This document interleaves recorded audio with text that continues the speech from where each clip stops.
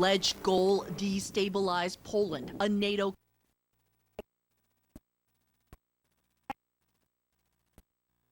Poland, which was having a mixed record with regards to democratic activities and democratic backsliding, has actually kind of gone back to its roots. It has been extremely welcoming to the Ukrainian population, welcoming Ukrainians into their homes as members of the family. That's, to Putin, probably unexpected. But Warsaw's mayor says the pressure on his country grows by the day. Putin wants to destabilize Europe and the whole Western world. I mean, he miscalculated because he thought that he's going to divide the Ukrainian society. He lost.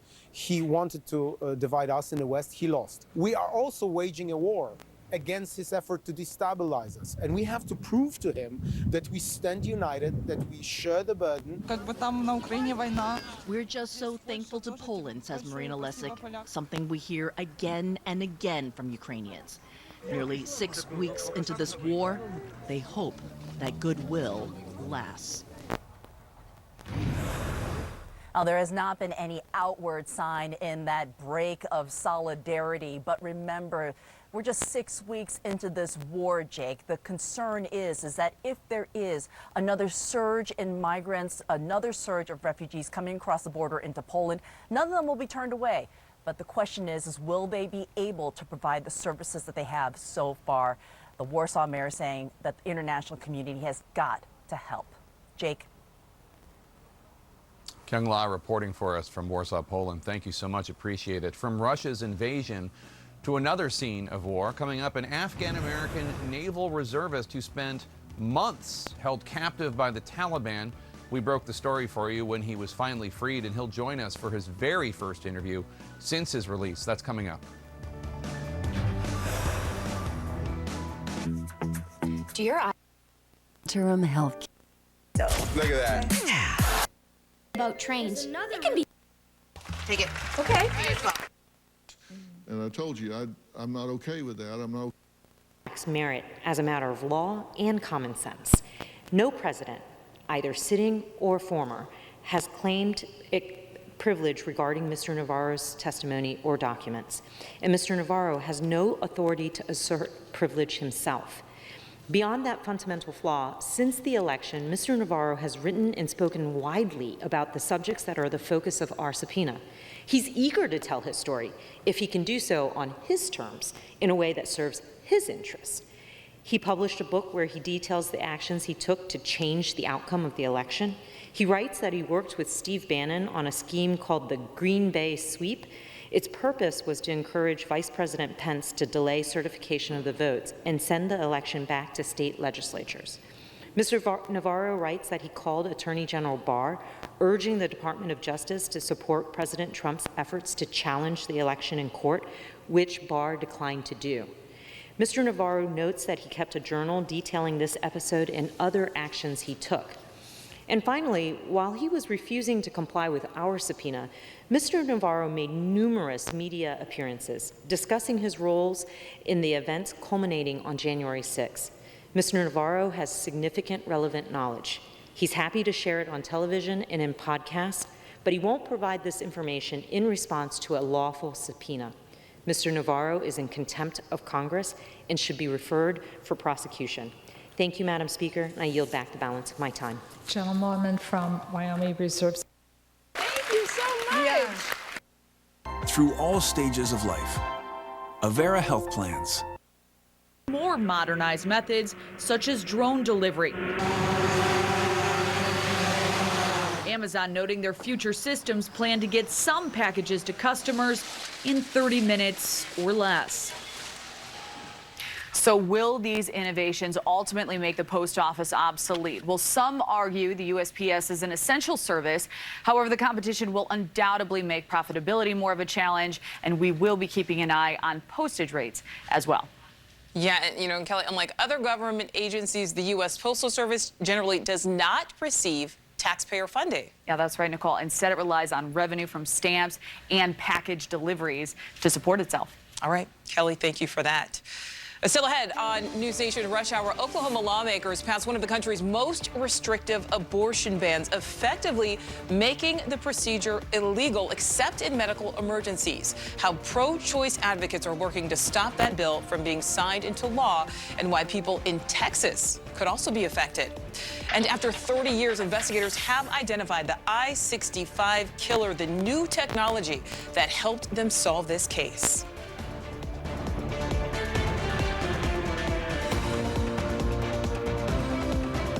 We all have heroes in our lives. Some technology that they need to compete in the 21st century. We're going to stifle Russia's ability and its economy to grow for years to come. Biden called Putin this week a war criminal for the reported attacks on civilians in Bucha, including images of civilians shot with their hands tied behind their backs. No charges will be filed in the death of Amir Locke. The 22-year-old black man was fatally shot by a SWAT team officer during a no-knock warrant raid in Minneapolis in February. The officials said that they determined that after a thorough review, there is insufficient admissible evidence to file criminal charges in this case. Both the Minnesota AG and Hennepin County attorney say that peace officers are authorized to use deadly force while in the line of duty to protect other officers or another from death or great bodily harm. Meanwhile, no-knock search warrants will soon be prohibited in Minneapolis. The mayor's office says the application for and the execution of all no-knock search warrants by police will be prohibited starting Friday. The new policy requires officers to repeatedly knock and announce their presence as well as their purpose before entering the premises. Officers must wait 20 seconds before entering for all warrants, and they must wait 30 seconds for warrants executed between 8 p.m. and 7 a.m. Well, a little bit of a weird day for us today, Tyler. It's just windy, it's cloudy in some areas. It looks like in Aberdeen the sun's attempting to break through, which is a little bit promising. It is, Sam. You know, obviously those clouds are going to be back on the way again, and so will some snowfall later on, you know, more so overnight and very early tomorrow morning.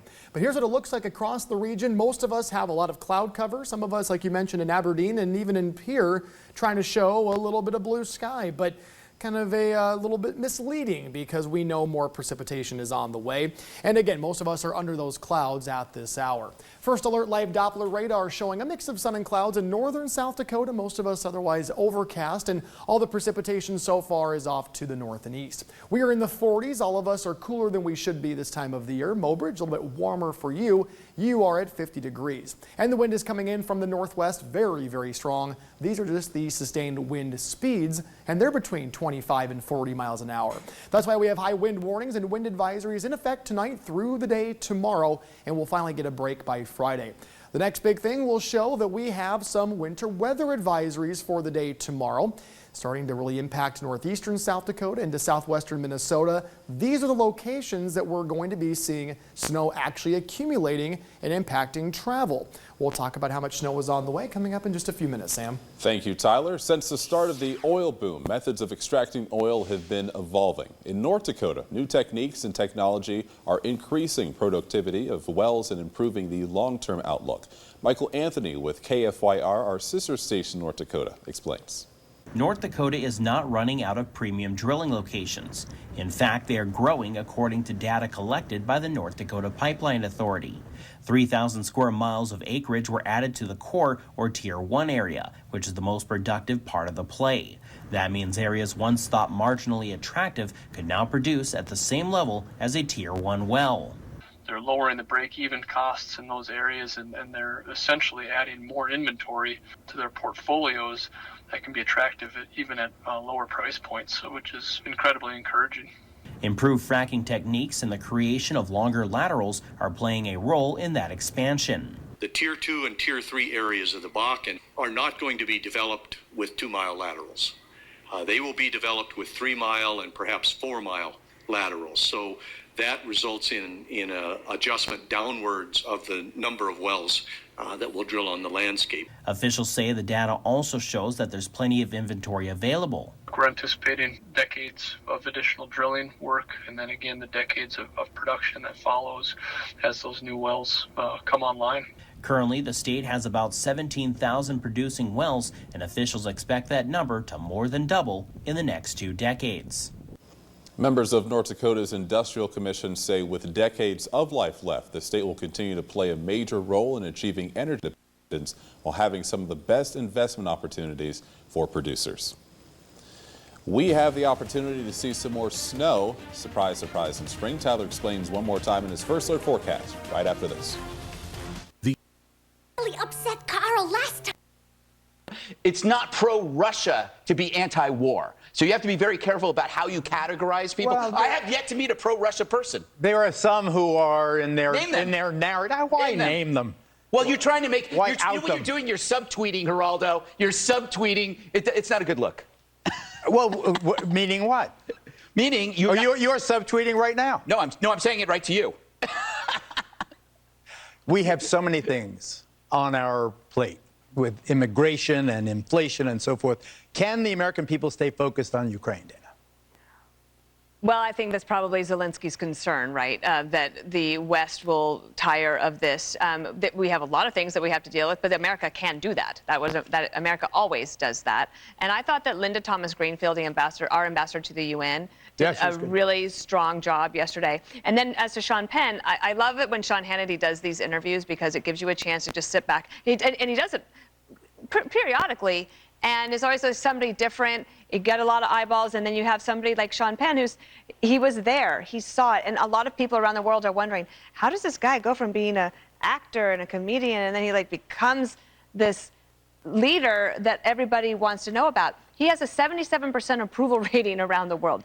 I don't know if that lasts in terms of Zelensky, but he really has captured the imagination, and Sean Penn was there to see it and then told us about it. I think Sean Penn did an excellent job. Should we give F-16s to Ukraine? It's getting close to that. The tanks are already there, and if they move this war away to the east and the Russian forces are being degraded pretty heavily, there's going to be a lot of people on both sides of the aisle talking about the MiG transfer. I liked how they opened the interview, and Sean said, when I called you, what was the first thing you said to me? And Sean Penn says, I said I didn't trust you.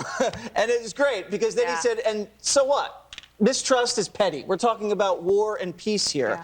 And another takeaway, besides the fact that he thinks Ukrainians are going to win, was that when you go over there, and he said, and you see the Ukrainians united as a country, as one, it made him kind of sad that the United States is not like that. And he wishes we could get to that point at some point soon, because that's something we need. Well, I think that the march toward escalation will be inexorable, because we cannot, as the American people, withstand shots of people's heads blown off and murders of children and raping women. And this is real. We can't avoid our glance. Yeah, well, you got Joe Biden there, so who knows? What do you mean? Joe doesn't want to. That's more subtexting. Flying is already excruciatingly bad. And now the cost of your airplane ticket is about to soar. Details next.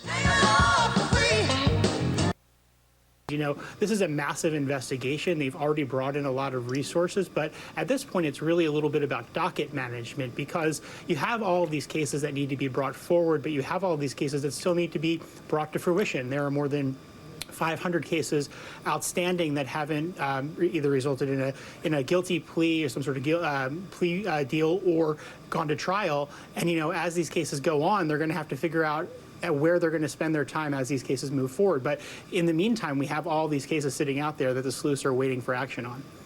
Harry Lippman, what is going on behind the scenes when you hear reporting like this from Ryan? Just exactly that, a huge logjam, because so many people and it's unwieldy, but it doesn't really matter. They have they'll take all the time they need, they'll get all the resources they need. They've asked Congress for, in their new budget, for 130 folks just to do this. And, you know, it doesn't matter. You cannot close up shop as long as there are people potentially out there. As long as they come up, they'll keep prosecuting. The big thing is you don't want this effort to drain resources from the more important, I'll say, investigations they've now opened into political officials and the phony slates. But I don't think they will. They're straightforward, but they just involve one foot in front of the other. If that road goes for miles and miles and miles, they will walk to the end of the road, full stop. One of the things we spend a lot of time here is on the parallel probes, and whether or not there's an actual tension between them is a known unknown, if you will.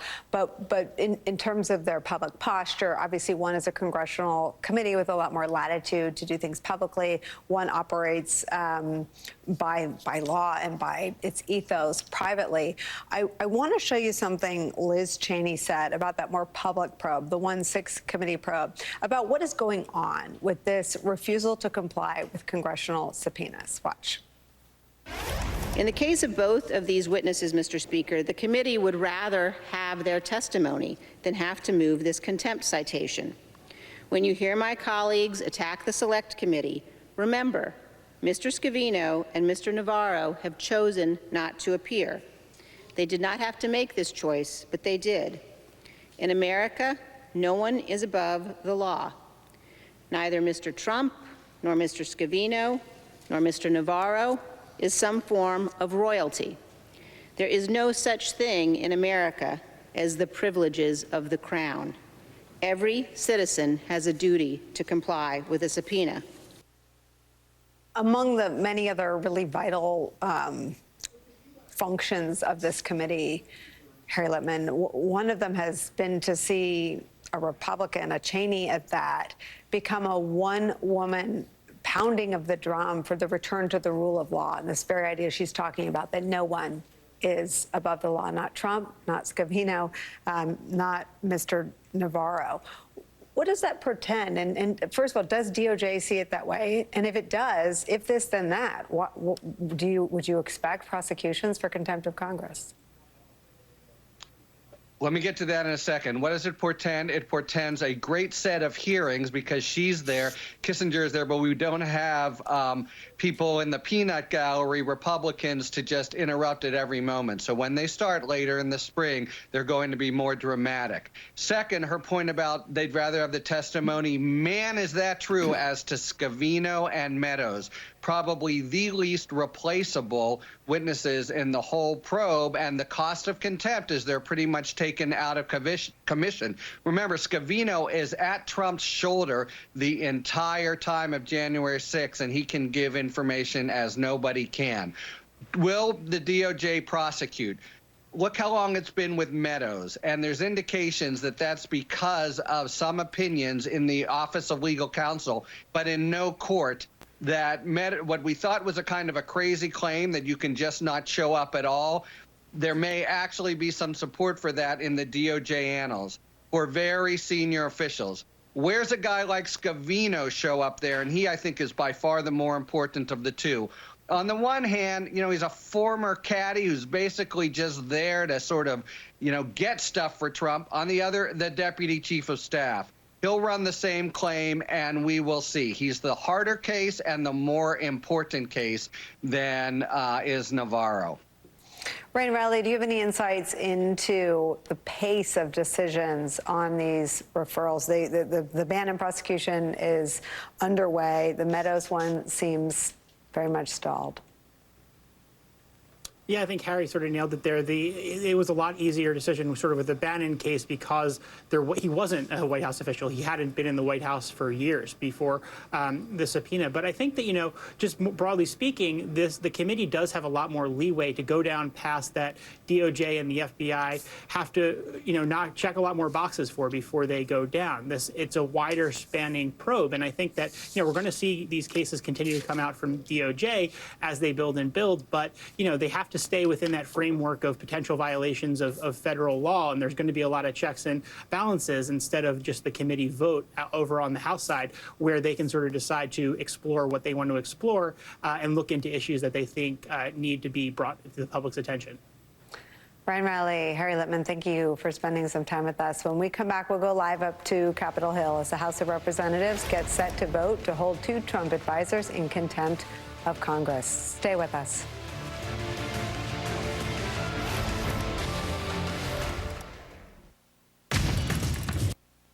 Canyons means more people eager to explore them in his rental kayaks and paddleboards, but not enough safe places to put them in. And he knows that big picture, 40 million people and their animals and crops in 7 states in Mexico depend on Colorado River water, not to recreate, but to live. Man-made climate change, I do believe, is a thing to a certain extent, but I do believe the Earth goes through cycles, and this could just be another cycle. But I don't see any good evidence of it getting any better anytime soon. In a first-of-its-kind Gallup poll, 1 in 3 Americans say they've been personally affected by severe weather the past 2 years. And for those who have, regardless of party, they are much more likely to say the climate crisis demands action. But only 3% say they've experienced drought. This may be because for most, tap water keeps flowing. And here, houseboaters keep coming. What do you say to someone who sees this as proof, alarming proof of sort of a man-made climate crisis? Some of it is man-made, there's no doubt about it. You've got more users using the water out of the Colorado River. You got more of everything than you had 50 years ago. It's that simple. Would you label your business a victim of drought? We've had to change the way, obviously, the way we do a lot of things. At this point, I would not say we're a victim. I would say we're an adapt. Yes, he says he'd rather be known as an adapter, and I guess that's the rule going forward in the Southwest United States, Jake. To adapt is to survive out here. Places like Las Vegas are doing an amazing job when it comes to conservation. They'll even pay a homeowner to tear up their lawn, rethinking everything they know about water use and doing a great job, but the growth is just unstoppable. You know, the population in Arizona especially is growing, Jake. Among one of the desperate plans, they're thinking about desalinating water in the Sea of Cortez, giving that to Mexico in exchange for Mexico's share of the Colorado River. So many moving pieces with treaties that go back, you know, just after the Civil War. But this is the new normal in the West, Jake. And attitudes about it, as you can see, change as people experience the pain, which unfortunately is going to spread. All right, Bill Weir with that important report from Lake Powell, Arizona for us. Thank you so much. Back in Washington, D.C., breaking news on Capitol Hill. The House of Representatives is about to cast a major vote involving 2 former aides to Donald Trump. That's next.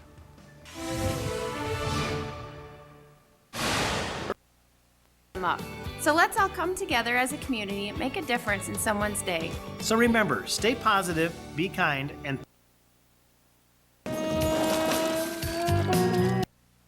joined in the collusion. You know, it's also interesting. It's funny how that story has changed.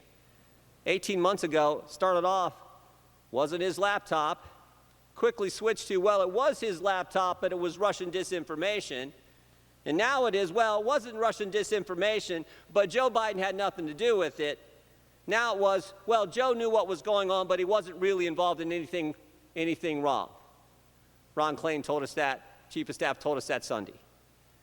We need to be focused on the issues that the American people want us to focus on. If you want to talk about danger to our democracy and the biggest false message, I would say what happened, one of the biggest dangers to our democracy and one of the biggest false messages is what happened 18 months ago, where that story was kept from the American people. We could dig into that, find out what went on there, why that happened, and we could also focus on the record crime, record inflation, record price of gas, and the chaos on our southern border that's about to get worse as the Democrats look to, as the Biden... Gentleman's recognized for 30 more seconds. Title 42. I urge a no vote. Yield back. Gentleman from Indiana reserves. Gentleman from Mississippi is recognized. Mr. Speaker, I have no further speakers and am prepared to close. The gentleman reserves. I reserve. The gentleman from Wyoming. I have no further speakers either. I'm prepared to. The gentleman from Indiana. Speaker prepared to close. The gentleman is recognized. Thank you. Mr. Speaker, it might feel really good today for my opponents on the other side of the aisle. It might feel really good in the vindictive sort of way to vote to put their political opponents behind bars. That might feel really good for my opponents across the aisle, but I guarantee you the history will not look back kindly on those actions in the years to come. I guarantee it. It couldn't be any more un-American what they want to do today to vote to put 2 men behind bars purely because they disagree with their politics and the man that they worked for. I can't think of a bigger reason for my opponents to vote no on such an un-American resolution. I urge all of my colleagues to vote no and do the same. I yield back the balance of my time. Thank you. The gentleman yields back. The gentlewoman from Wyoming is recognized. Thank you very much, Mr. Speaker. Mr. Speaker, it does not feel really good today. It feels sad, and it feels tragic that so many in my own party are refusing to address the constitutional crisis and the challenge that we face. The ranking member of the Judiciary Committee went to law school. I'm not sure if he passed the bar, but he knows that we all have an obligation to abide by the rulings of the courts. So yes, it was a false story. Yes, it was a big lie. In fact, former Vice President Pence has said that what President Trump wanted him to do was, quote, un-American. It was also unconstitutional, and it was illegal. Mr. Speaker, what gives me tremendous hope, though, is although so many in my party in this body have put loyalty to Donald Trump ahead of their oath to the Constitution, the committee has interviewed scores of Republicans from around the country who, in fact, have shown the kind of tremendous bravery and dedication to public service that every American can be proud of. Republicans who were appointed by President Trump to posts in the Department of Justice, Republicans who stood firm, Republicans who threatened to resign, and who refused to participate in President Trump's efforts to corrupt the Department of Justice with the stolen election lies, yes, lies, that led to January 6th.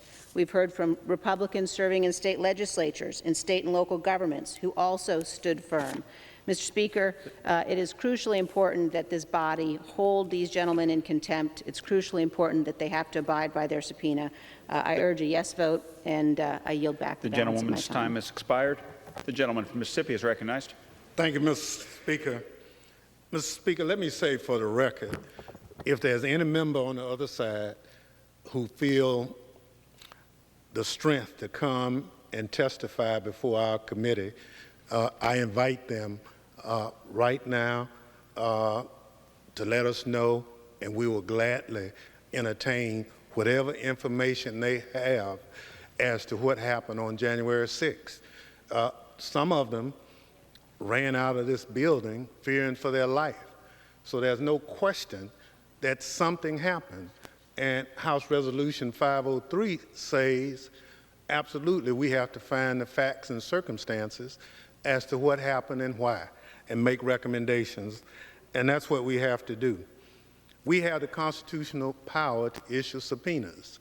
If people do not follow subpoenas, we have the right to bring them before this body and recommend contempt citations. And that's what that's what we're doing today. So it doesn't matter that if they were a father, a mother, a sister, a brother, had children. If they break the law, they break the law. No one's above the law, and that's what the point we're trying to make. We asked the individuals, subpoenaed them to come before the committee, and they chose not to come, and therefore they broke the law, and that's why we're here today. So, Mr. Speaker, as I've mentioned when I testified before the Rules Committee, it's absurd that there should be any disagreement at all about why we're here for this contempt resolution. If you listen to the arguments from some of my friends on the other side, they have very little to say of substance of this matter. We hear excuses, we hear attacks about process, we hear scaremongering about the Select Committee. Let me remind my colleagues, we've conducted over 830 interviews and depositions.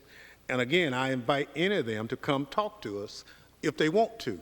Now, if for some reason they are reluctant or afraid, then I feel sorry for them. Our constitutional democracy was challenged on January 6th. We have to fix this. Over 200 years, we've operated in complete freedom, and all of a sudden, this institution was attacked, and we have to fix that. We are the #1 democracy in the world, but we lead by example. Democrats are leading by example. This select committee is leading by example by bringing these two gentlemen who broke the law, who decided that it's better to deal with the law of Donald Trump rather than the Constitution of the United States of America. And with that, Mr. Speaker, I want to thank my colleague, especially my friend from Wyoming, Ms. Cheney. I urge every member to support adoption of this resolution. Mr. Speaker, with that, I yield back the balance of my time. The gentleman yields back. All time for debate has expired. Right now, and he's vowing to keep ratcheting up the pain on Vladimir Putin after order. That's down a penny from yesterday. To even come in and explain why they might have or claim to have any legal argument for defiance is what this is all boiled down to. So these Trump aides face what many expect to be a party line vote, which means they will lose and potentially be held in contempt if the Democrats hold together tonight. And that leaves a big decision over at the DOJ. 15-minute vote on adoption of the resolution will be followed by 5-minute votes on 1, ordering the previous question on House Resolution 1033, 2, adoption of House Resolution 1033 if ordered, and 3, the motion to suspend the rules and pass H.R. 7276. This is a 15-minute vote.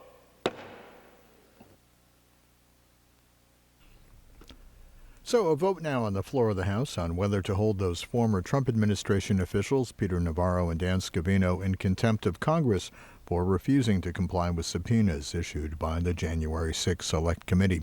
If the resolution is passed, then the next step is for the Justice Department to decide whether to prosecute. This is the first in a series of votes this evening here on the floor of the House. Live coverage on C-SPAN. $5,000 in grants for repairs. We have the benefit of the ARPA dollars to create this grant program that helps us achieve one of our initiatives in the 2026 Housing Action Plan and get the money into the hands of the people who need it most to maintain their properties.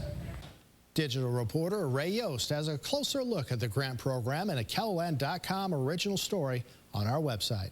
Well, despite the House Select Committee's 6-2 vote not to recommend the Attorney General's impeachment, next week the full House of Representatives will have the final say. On Tuesday, they'll decide whether Jason Ravnsborg committed an impeachable offense on the night he killed Joe Beaver while driving on the shoulder of a highway. It's time for us to act, and we should seriously consider impeachment, as I assume we will on Tuesday. With hundreds of pages in the Ravnsborg file, lawmakers asked the Highway Patrol for guidance today. Investigators gave House members an hour-long presentation where they went over pictures, videos, and documents. Lawmakers could also ask questions. We'll let you listen into those questions and the Highway Patrol's answers coming up new at 6. And Jay's here with a first look at our weather and the wind out there. Man, I'll tell you what, I was watching a flagpole, and those flags, they're taking a beating today, Jay. Yeah, frozen solid. Those northwest winds, they're continuing to blow right now. We've had very strong wind gusts. We'll have more wind gusts tonight and again tomorrow. And while Friday won't be as windy, even that is going to be a bit blustery. This is what it looks like right now in Watertown. At least we are getting a few peaks of late day sunshine. 40 degrees right now in Watertown, north wind at 28. Here's a look at the satellite picture. You see those patches, the specks there. So we're getting some brokenness in the clouds and a little bit of late day sunshine. But this is just a lull in the action because we're going to see more clouds move in from the north tonight, and that'll bring more clouds and it'll bring more rain and snow showers. Here are your current temperatures. We're in the 40s to the low 50s. Sioux Falls. To fight them in the villages, in the towns, in the fields, and all the way back to the Russian border. Now, Wolf, the U.S. believes that these crimes, especially the ones in Bucha, were premeditated, as they say, and very, very deliberate, planned. And we've been talking to war crimes officials. The prosecutor general here in Ukraine says they are already out looking for evidence, painstakingly gathering it, and they will absolutely be really gathering a huge body of evidence to eventually, hopefully, they say, make for war crimes prosecutions. Christian, I want you to stay with us. I also want to bring in retired U.S. Army General Wesley Clark, a former NATO Supreme Allied Commander, now a CNN military analyst. Also with us, our senior White House correspondent, Phil Mattingly. General Clark, the U.S. says Russian forces have completely withdrawn from the area around Kyiv, Chernihiv, but can Ukrainians really take any comfort in that? Not really, because they've got to get their land back, yes. But it is a real insight into what the Russian plan was. Seize the ground and then go in and dig out the people who might be Western-oriented, who might create an opposition to the Russian occupation.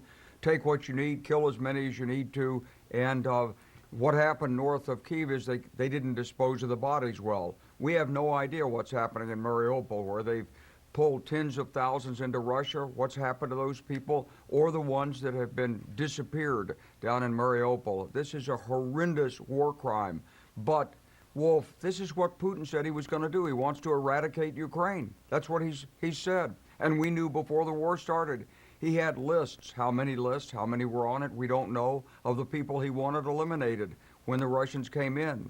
So I think this is a terrible tragedy unfolding, and it's not over yet because the Russians are still there and still pushing. Yeah, it's certainly not over yet. You know, Christian, Russia is ramping up its attacks in the east. Just today, Russia killed civilians in an attack on a distribution point for humanitarian aid. Is there no limit to how low Russia will go?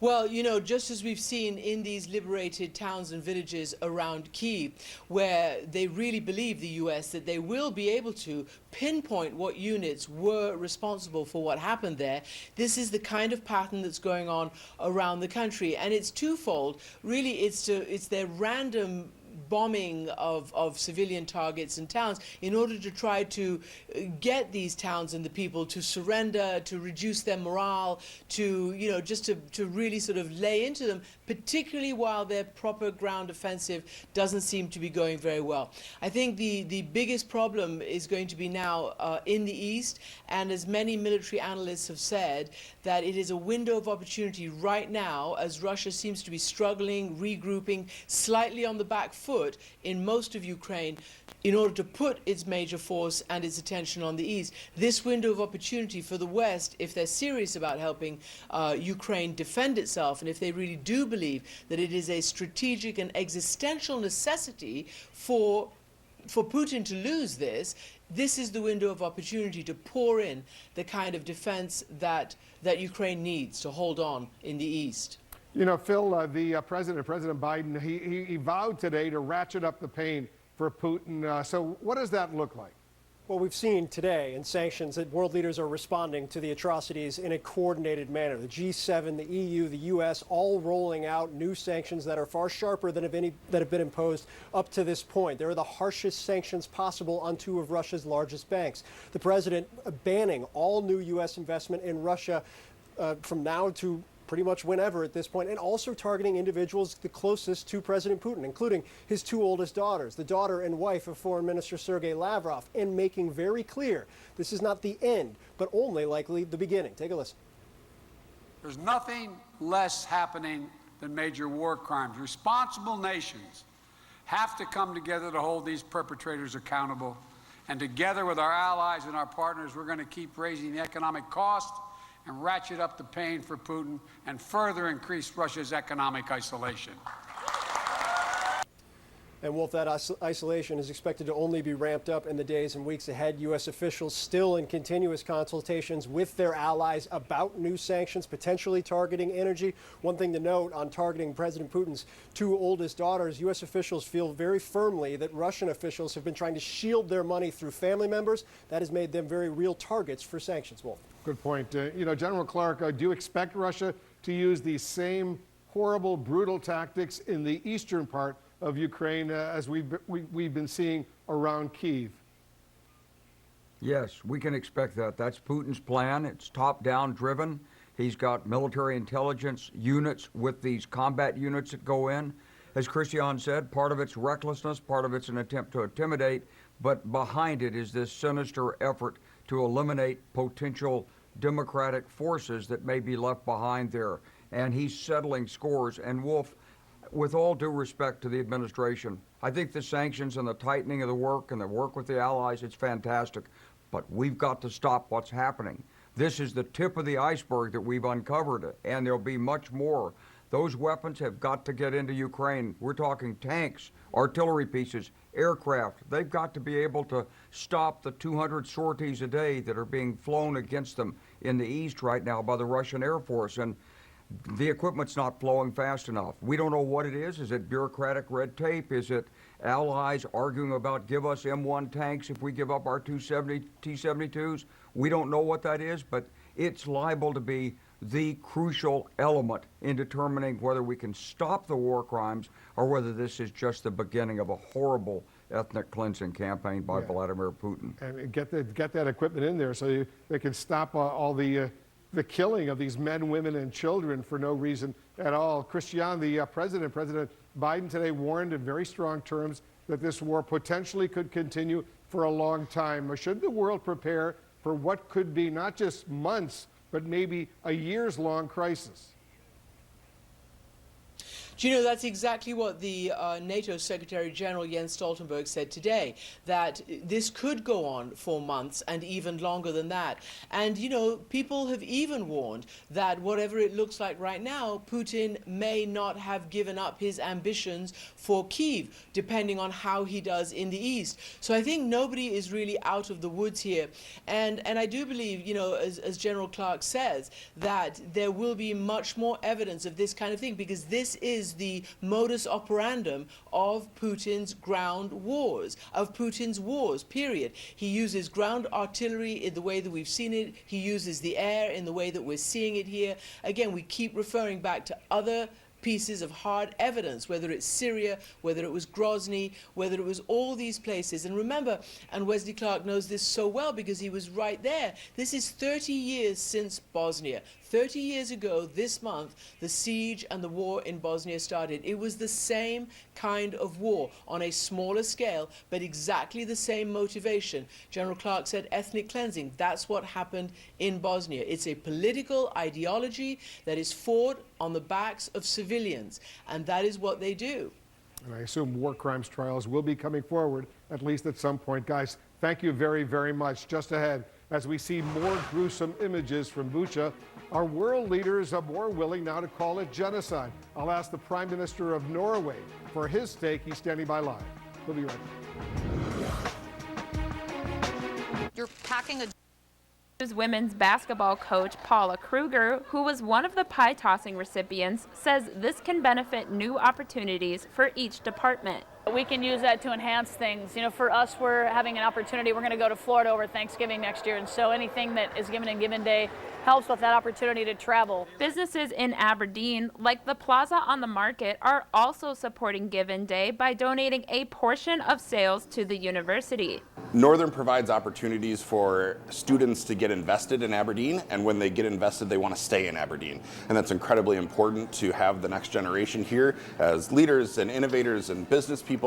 Given Day donations will be open until 9 a.m. tomorrow, and you can find all the matching challenges on your Dakota News Now app. In Aberdeen, Sarah Parkin, Dakota News Now.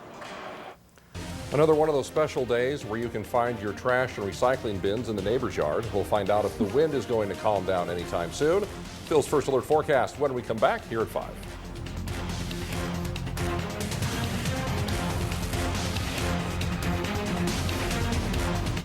The only station with a wind turbine fields are.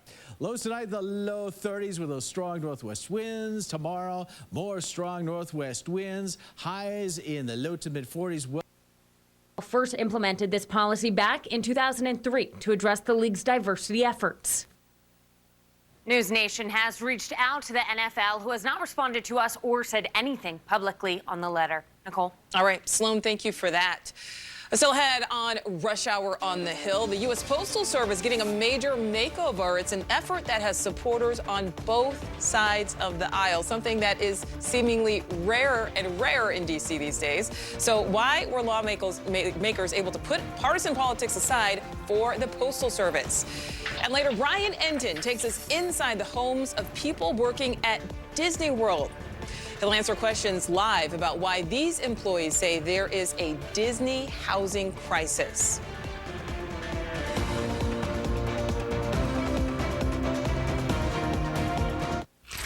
You've been dismissed. Dismissed. Pain, you're free to join in. Enbrel may lower your ability. Dreams. They only care about half of us. And if you don't agree with their point of view, You're dismissed. It's about time somebody did something. At News Nation, we are here to bring you back. back to where we aren't yelling at each other, but telling all of America's stories. Come back to the facts, back to balance. Come back to the news. News Nation. News for all America. At JP Morgan, the only definition of wealth that matters is yours. It can be a smaller house. Gentlewoman from Virginia, seek recognition. Mr. Speaker, as a member designated by Mr. Connolly and Ms. Porter, I inform the House that these members will vote yes on HRES 1037.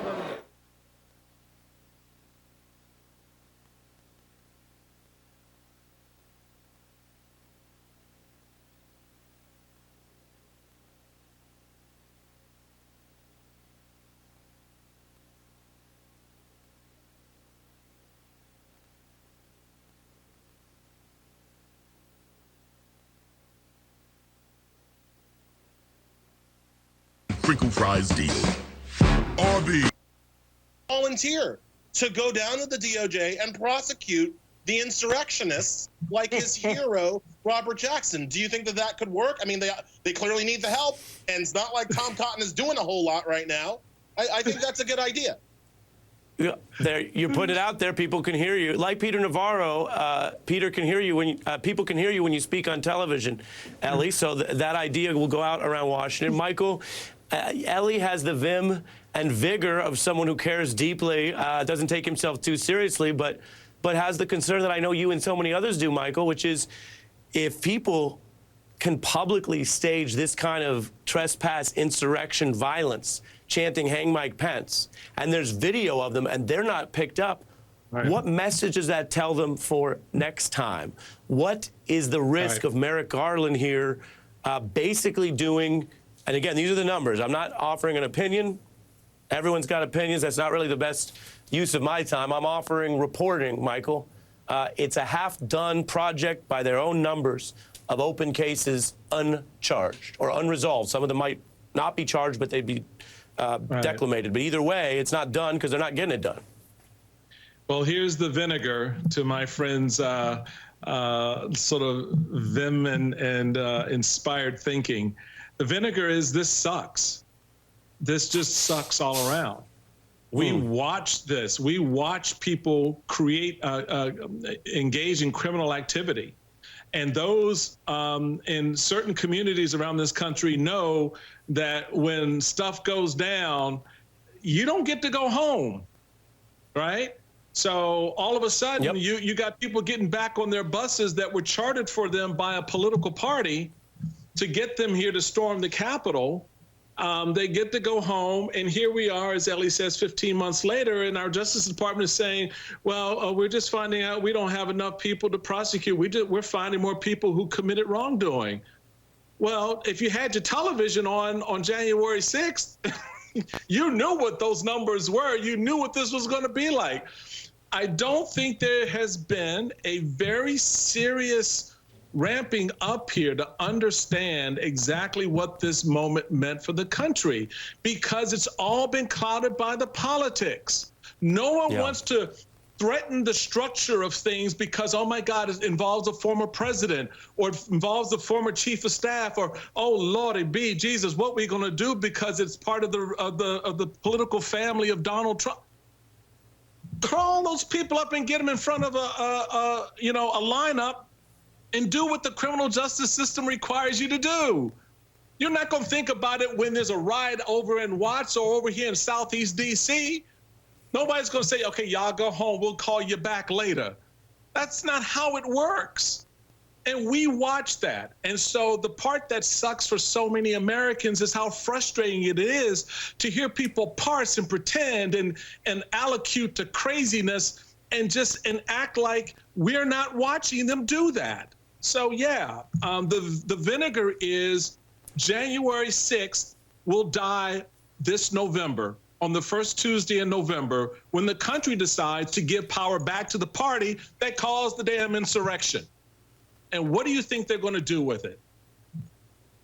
Think about that over the next 6 months, folks, and decide what kind of country you want and what direction you want the criminal justice system to go in. Because the other answer to Ari's question is, don't come knocking on me with warrants and subpoenas, because I have now learned from the whitest of the best and the best of the whitest to know it don't apply to me no more. Because they can get away with it, so can I. And if you want to open up that Pandora's box in this country, have at it, and just reap what sows from it. On a night when Congress is working on accountability, a historic night in the investigation, Michael Steele making some points that I hope people really listen to, as well as Ellie. Ellie Mistal, Michael Steele, thanks to both of you. Thanks a lot, Ari. Appreciate it. Absolutely. Coming up, we take a look at the Judge Jackson confirmation, why she has momentum, and a fact check. Also, we have a special interview tonight with someone who makes their Beat debut. It's a cult expert talking about why QAnon itself may be a virtual cult with a grip on the modern Republican Party. And later, an update on the war front and how the U.S. is going to help arm Ukrainian troops. And as you know from watching thus far, we are keeping an eye on that open vote on the House floor. Accountability, contempt, and more. We'll give you the final numbers when they come in. Stay with us. People with plaque psoriasis. Castro and Harder. I inform the House that these members will vote yes on HRS 1037.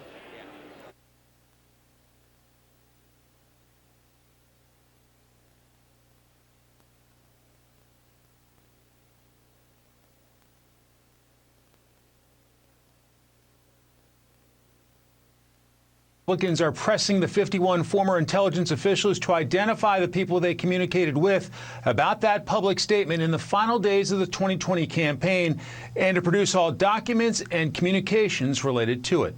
Brett? We'll follow it, Mike. Thanks. Let's bring in George Washington University law professor Jonathan Turley. Thanks for being here. Thank you, Brett.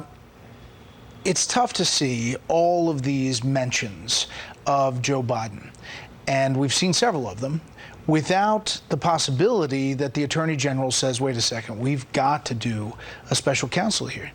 Yeah, that's what's so baffling. You could not create a stronger case for a special counsel. It's impossible to look at these emails, look at these accounts, and not continually run over references to the president.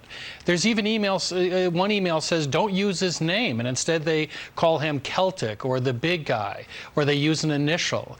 But he is mentioned in relation to an office that he might be using, an account that might have mixed some of these funds, that might have paid off some of his debts, even a percentage of one of these deals. So it's just otherworldly for the president to suggest that he has nothing to do with this. This wasn't a particularly sophisticated operation. As you know, influence peddling in Washington is a virtual cottage industry. This was as raw as you could get. It's sort of like influence peddling on eBay. I mean, they really just were quite open about selling access. So when you hear, and we've done a lot about the media coverage back in October of 2020 and what has not happened, and suddenly there's this realization, but let's just talk about the substance. When you hear reporters or anchors say there is zero evidence that Joe Biden did anything wrong or it's tied to Joe Biden, that's just not true. Yeah, and that's what's so striking about this. Many of us have been looking at this for almost 2 years, and there was a really concerted effort to bury this story. And it's been embarrassing for American media. It made them look like a state media where they buried the story before the election, despite the fact that the Bidens have a long history of allegations of influence peddling. You didn't have to look for Russian disinformation claims. The Biden family's been accused of this type of thing before. And so now they're looking at the potential of an indictment. And I think that they're trying to get out ahead of that in case this comes down, because if he gets indicted, this laptop is going to be part of the evidence. So you were up on Capitol Hill yesterday and said something that caught my ear, and that is that if justice came with the same stipulations that they did for Paul Manafort, that Hunter Biden would be indicted under the Foreign Agent Registration Act, FARA. That's right. Is that true? I think it is true. If you take a look at the Manafort complaint, there are striking similarities to what we see in the laptop. And keep in mind, in the laptop, you actually have Hunter Biden saying, let's avoid registering under FARA. That's the reason I'm talking about how this is not a sophisticated operation. People in D.C., it's very clunky. And he says, you know, we don't want to register. But he's got all of these contacts that would be indictable, and with Paul Manafort, they were. The similarities are considerable, including these contacts paying off debt. Hunter Biden was in debt. He was the type of person that foreign interests look for. He was an easy touch. And so they poured a lot of money into these accounts when he needed a lot of money. Last thing quickly, is there political pressure, enough political pressure, do you think, that they will have to appoint a special counsel? Well, this is where I don't understand what the Attorney General is thinking in terms of his analysis. I'm not saying that the Delaware U.S. Attorney is not going to do an independent job or be aggressive, but there's going to be lingering questions. This is the Biden Justice Department investigating something that's terribly embarrassing to the president, and the president stands contradicted by this evidence. He's even contradicted by Hunter Biden, who said that he did talk to his father about some business deals. How can you possibly say that that's not a conflict of interest requiring a special counsel? I don't even have the beginnings of an answer to that. Jonathan, as always, thank you. Thank you, Brian. We'll follow it. Up next, we will meet a powerful cleric who thinks Russia is doing God's work inside Ukraine, and you'll see the pushback he's getting around the world.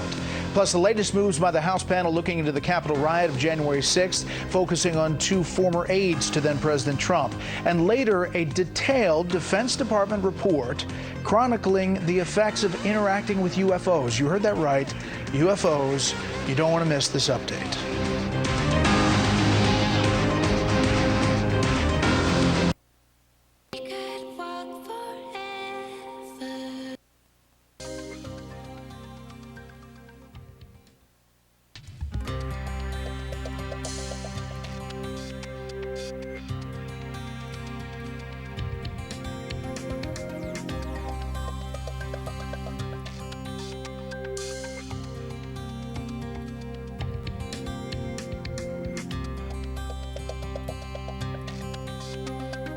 How do we make your glasses the same day? It's all done in store. Our skilled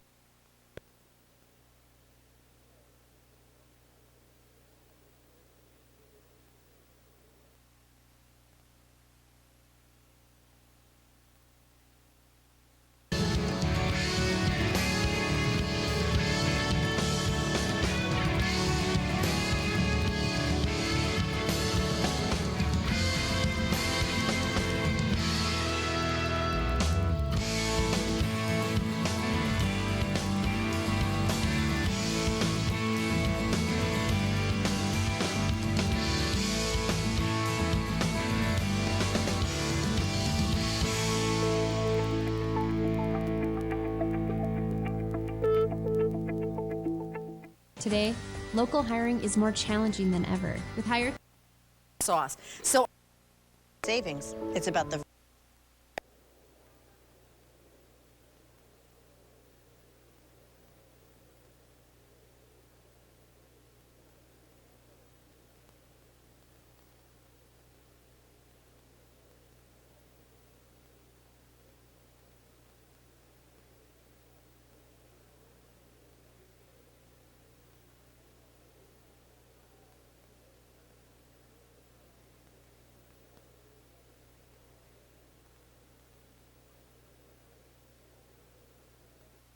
amazing people like James. Make sure they gotta be nice. They have to be nice.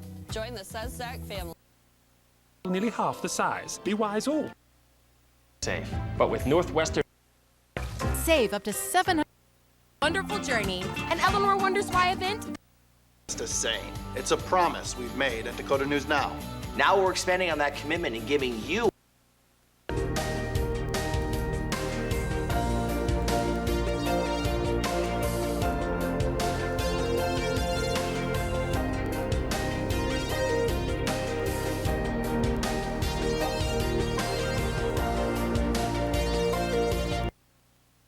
water, that's the one element you do not play with on this earth. Okay, forget it. Let it go, let it go. I'm gonna ring the bell.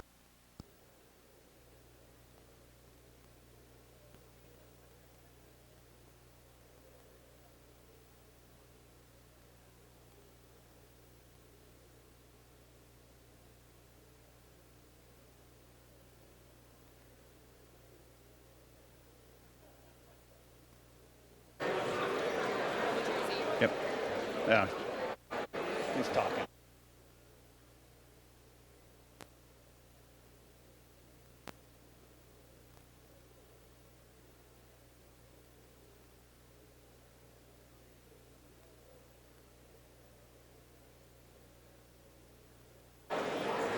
For what purposes, gentlemen from New Jersey seek recognition?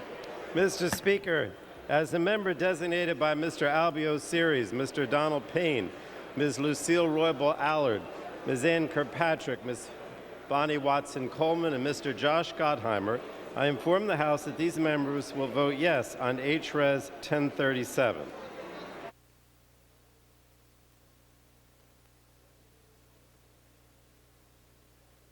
What purposes, gentlelady from Delaware seek recognition? Border each day. Our CBS News exclusive with the Secretary of Homeland Security. Hunter Biden tax probe. The new details tonight about business transactions flagged by U.S. banks that involve the president's son and his brother, James. You've got mail, or do you? The news about the rising cost of stamps. And photographs for Ukraine, the women-owned group raising money for those suffering in war. This is the CBS Evening News with Norah O'Donnell, reporting from the nation's capital. Good evening, and thank you so much for joining us on this Wednesday night. Tonight, there's a new round of punishment from the U.S. and our European allies following those Russian atrocities in Ukraine. For the first time, Vladimir Putin's 2 adult daughters were sanctioned. It is believed that the Russian dictator and other Kremlin leaders hide their wealth through family members.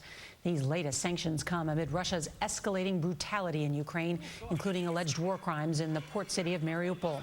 The mayor there detailing what could be the highest death toll in a single town of this war. More than 5,000 civilians killed, he said. And he also accused Russian troops of using mobile crematoriums to burn bodies to cover their tracks. And there's yet more evidence of Russian atrocities that are coming to light, including this attack on an ambulance outside a Ukrainian children's hospital in Mykolaiv. Well, there's a lot to get to tonight, starting with CBS's Weijia Zhang at the White House. Good evening, Weijia. Good evening to you, Nora. President Biden says the U.S. and its allies are not only stifling Russia's economic growth today, but for years to come. Tonight, though, Ukraine's president saying those sanctions are simply not enough to stop the bloodshed that is happening right now. There's nothing less happening than major war crimes. President Biden promised to make Moscow pay for its brutality, today rolling out another round of harsh economic penalties. Just in 1 year, our sanctions are likely to wipe out the last 15 years of Russia's economic gains. The U.S. banned all new investment in Russia by Americans, blocked assets from 2 of Russia's largest banks from the American financial system, and targeted Kremlin officials and their relatives.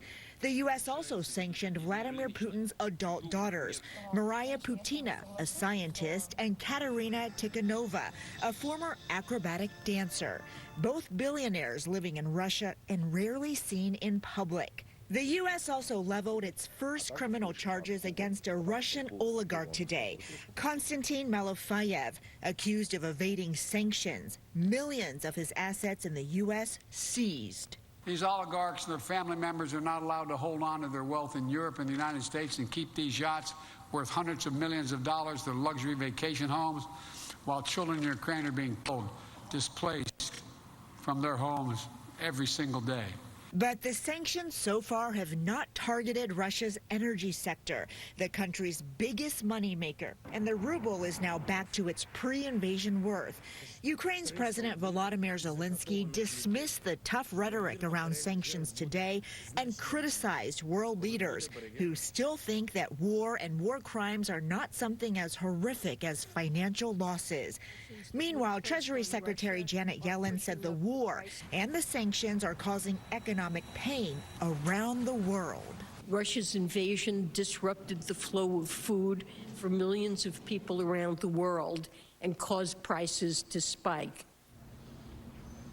Secretary Yellen also said today that President Biden wants Russia to be expelled from the G20, the group that is made up of the world's 20 largest economies, adding that the U.S. will boycott meetings at its next summit if Russian officials show up. Nora? Weijia Jiang with that new information tonight. Thank you. Pentagon spokesman John Kirby today said the Ukrainians can absolutely win this war. And CBS News has learned the U.S. is training a small number of Ukrainians already in America to use those small but deadly Switchblade drones. Ukraine's fierce resistance forced the Russians to withdraw from areas surrounding the country's capital. CBS's Deborah Pata is in Kyiv. The crucial battle for Hostomel, the airport just near Kyiv where the Russian military struck on the first day of their invasion.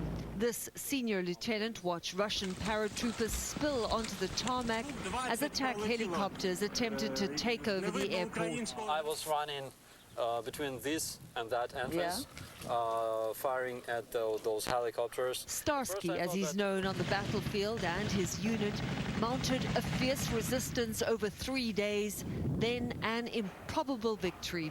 The Ukrainians wrested back full control of the airport. That time nobody thought about it, and later we realized that actually what we have done here actually changed the course of the war. This is what's left of Hostomel. Without it, the Russians could not set up an air bridge to bring in crucial supplies, equipment and manpower.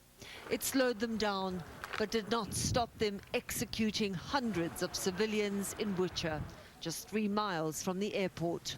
Starsky went to pay his respects to the men and women whose bodies were dumped in a pile in this hastily dug mass grave. He believes the Russians were convinced their crimes would never be discovered. They never thought they'd be defeated.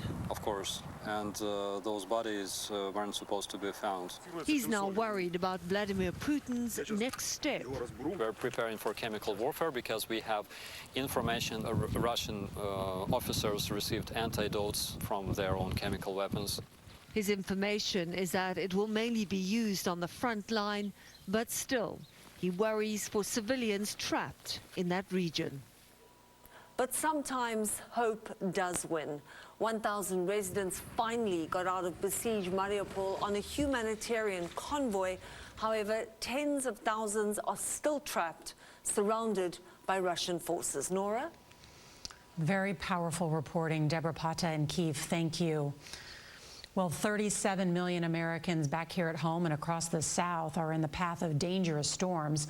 Thousands remain without power after more than 30 tornadoes touched down Tuesday in Mississippi, Alabama, Georgia, and South Carolina.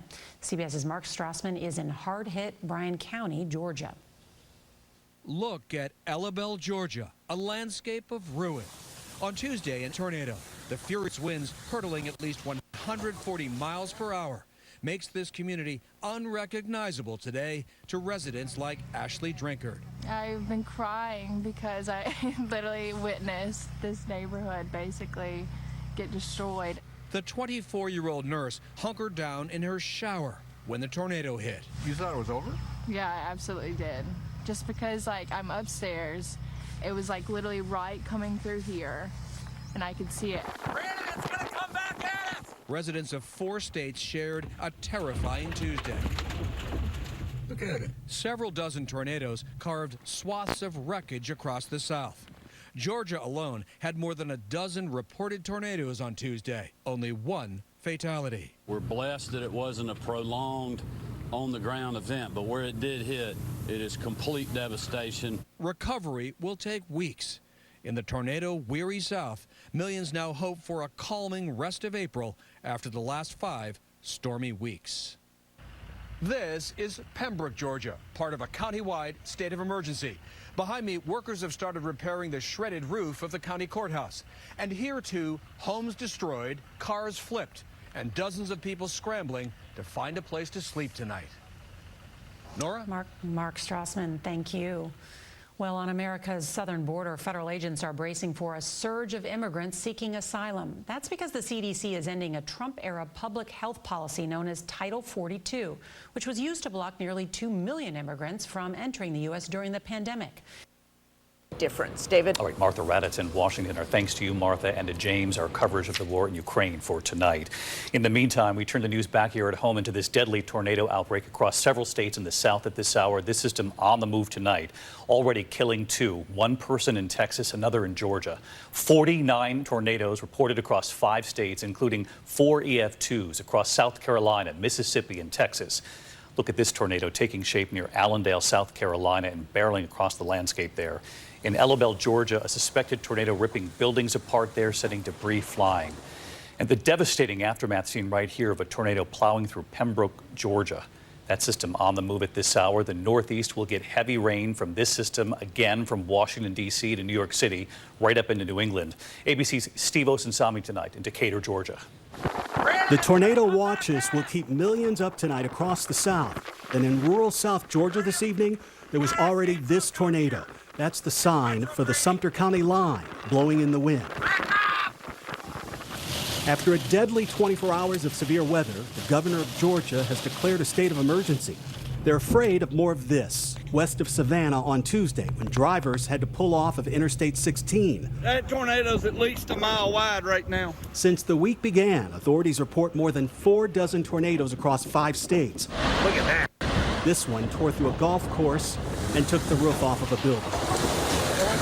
And south of Macon, that sound they always hear before seeing a tornado. All of a sudden, sound like a freight train, and then all this stuff hitting the house. 1 person was killed in Georgia. Georgia's governor saw some of the damage himself. We're blessed that it wasn't a prolonged on-the-ground event, but where it did.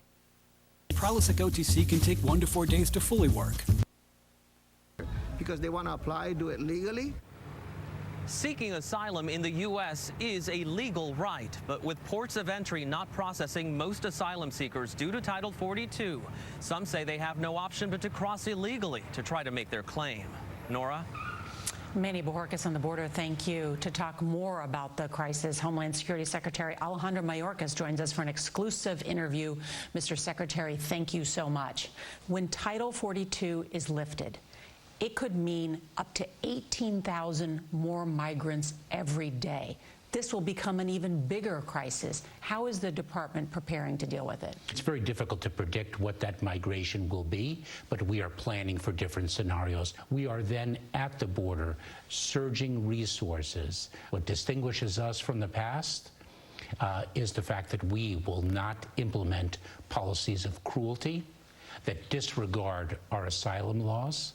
We are rebuilding a system that was entirely dismantled. But do you acknowledge you're likely going to see a surge? We very well could, and our job is to be prepared to address it. Ukrainians can be exempt from Title 42. How do you respond to critics who say this is discriminatory against those from Central America? So what we do on an individualized basis is evaluate whether a Ukrainian family and, frankly, other families from other countries qualify for our discretionary authority of granting humanitarian parole. And that's not specific to just Ukrainians. We apply that across the board. But is there a double standard here? There is not. Do you have a number of how many Ukrainians have come through thus far? I don't have a number, but I believe we had close to 3,000 last week. We just heard from Manny Bojorquez at the border. He also met Roxana Ruiz Ramirez from Honduras. She's been waiting for 9 months to claim asylum, and that gang threats have put her life at risk too. What do you say to migrants like Roxana? What we say is do not take the dangerous journey. We are building an asylum system that has been dismantled. We are providing alternative pathways to seek relief under the laws of the United States. I want to ask you about U.S. cybersecurity. What targets is Russia considering in terms of a cyber attack? What we focus upon, of course, is our critical infrastructure, because that is where the damage can be inflicted and really impact our day-to-day lives. Banking? Banking, our energy system. Have they attempted an attack? They have not attacked our critical infrastructure in retaliation to the sanctions we've imposed arising from the Russia-Ukraine crisis, but we are on alert, and we are on alert together.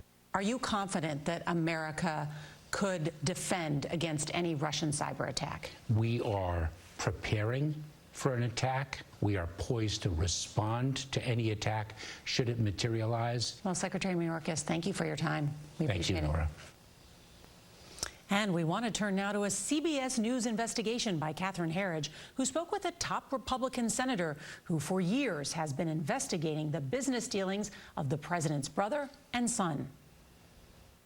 CBS News has learned that more than 150 transactions involving either Hunter or James Biden's global business affairs were flagged as concerning by U.S. banks for further review. Some of those concerns included large wire transfers. This is the way it is. After a nearly 3-year investigation, Republican Senator Chuck Grassley told CBS News he believes the president's younger brother James was instrumental in Hunter Biden's Chinese business ventures. I think James Biden was very much a part of this. James Biden has worked as an entrepreneur and recently in the healthcare industry. We will focus on James Biden, the president's brother. This week, Grassley released bank records indicating James Biden's company, the Lionhall Group, was paid directly by a Chinese-financed consulting firm. These records come directly from the banks, no third party. You're absolutely right. In our interview, Grassley did not allege the Bidens broke the law, but he said it's concerning that both Hunter and James Biden were promised retainers for their China work totaling $165,000 a month in 2017, after Joe Biden left the vice presidency. We have people with the Biden name dealing with Chinese business people that have a relationship through the Communist Party. I think it's very concerning. This 2019 subpoena, verified by CBS News, shows federal investigators also sought Hunter and James Biden's business records from a major U.S. bank dating back to 2014 as part of a separate probe by the U.S. Attorney in Delaware into possible violations of tax and foreign lobbying laws.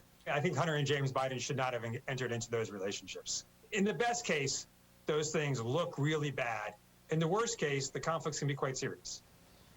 The White House Chief of Staff said this week that the president is confident his family did the right thing, adding these actions by Hunter and James are private matters and don't involve the president.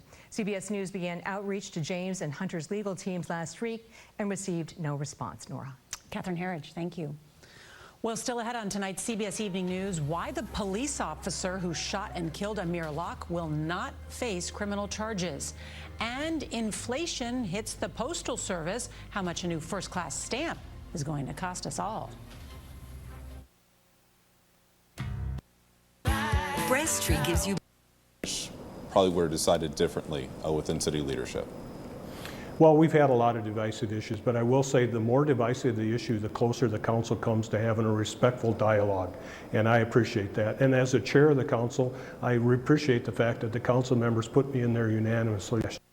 So we've guided through a lot of those things. I'll tell you a few of the things I'm very proud of. The facade easement program, which takes the faces of our historical buildings, and the city will do some grant. We reinstated that, and I've talked about the property tax rebate that Councilor Starr and I championed. Councilor Kiley and I championed a down payment program for police officers and law enforcement so they can buy a house in the core area of our city. So those are just a few of the things that I think we've done very well. Mr. Sale, I wanted to get your thoughts on one of our next obstacles that we're tackling is having medical marijuana in our community. What are you thinking of in terms of implementing that into the city? Have we done enough? Have we done too little or perhaps too much? Well, I tell you, we spent a lot of meetings and a lot of time with medical marijuana to find out what's worked in other cities across the country. And I think we've reached a fairly good compromise on how it's going to be regulated. The state certainly has to do the regulation and the taxation of that, but as it comes forward, statistics show us that there's not going to be an overwhelming amount of people that are going to be certified by their physicians. So that is one thing. So when we came up with the certification, the lottery program, and all of this stuff, it was a lot of time. I think medical marijuana is the right thing. It's medicinal marijuana. And that's what we addressed, and that's what we look forward to. Sioux Falls City Councilor Kurt Sale with us this evening. Thank you so much for taking some time to speak with us. Thank you. And we are speaking with the other candidates running for the Central District seat on the City Council. Emmett Rice-Stroffer joining us tomorrow at 6:30. We also sat down with Jim Brzezinski last week. You can catch that interview over on DakotaNewsNow.com. We'll be right back. The only station. Names of family members and others. And tonight we have new information uncovering some of the mystery surrounding Putin's adult daughters. They're among the most closely guarded of the Kremlin's secrets. Vladimir Putin's 2 adult daughters from his first wife, both believed to be in their mid-30s, now the subject of U.S. sanctions. A senior Biden administration official confirms their names are Maria Putina, who is believed to be the older daughter and also goes by the name Maria Vorontsova, and Katerina Tikhanova, shown here, once speaking at the St. Petersburg International Economic Forum. Putin spoke about his daughters in 2017. My daughters work in science and education. They are not involved anywhere in politics or somewhere else. They have ordinary lives. Putin is so secretive about his daughters that analysts have been left to fill in some of the gaps in the mystery. Maria is now in healthcare in Moscow. The younger daughter, Katrina, is now working in an AI institute at the Moscow State University. We know they've traveled widely, especially in the West. We know one of them, Katerina, was married to Russia's youngest billionaire, and we know that she also tried to pursue a career in acrobatic rock and roll. The other one, Maria, we don't know quite as much about. We know she has pursued, or at least reportedly pursued, a career in the medical sciences. The younger of the 2 adult daughters, Katerina Tikhanova, was married to Russian billionaire Kirill Shamalov, who is also under sanction, but they're now divorced. Putin's discomfort with speaking about his children was exposed in a series of interviews he did with American director Oliver Stone, where he acknowledged he has grandchildren. Are you a grandfather yet? No. How do you like your grandchildren? Yes. So are you a good grandfather? Do you play with them in the garden? Very seldom. Very seldom. You're a very lucky man. 2 good children. Yes, I'm proud of them. Would have been looked happier if you're under deposition. You acknowledge you're a good family man, but he's more interested in appearing with the Russian Orthodox Church or in military situations or riding shirtless on the back of a horse to project his power. That's power. Family, in many ways, is weakness. But one analyst says Putin has a darker reason for keeping his family details secret. He doesn't want to be vulnerable to anybody else doing something to him if a lot is known about his family.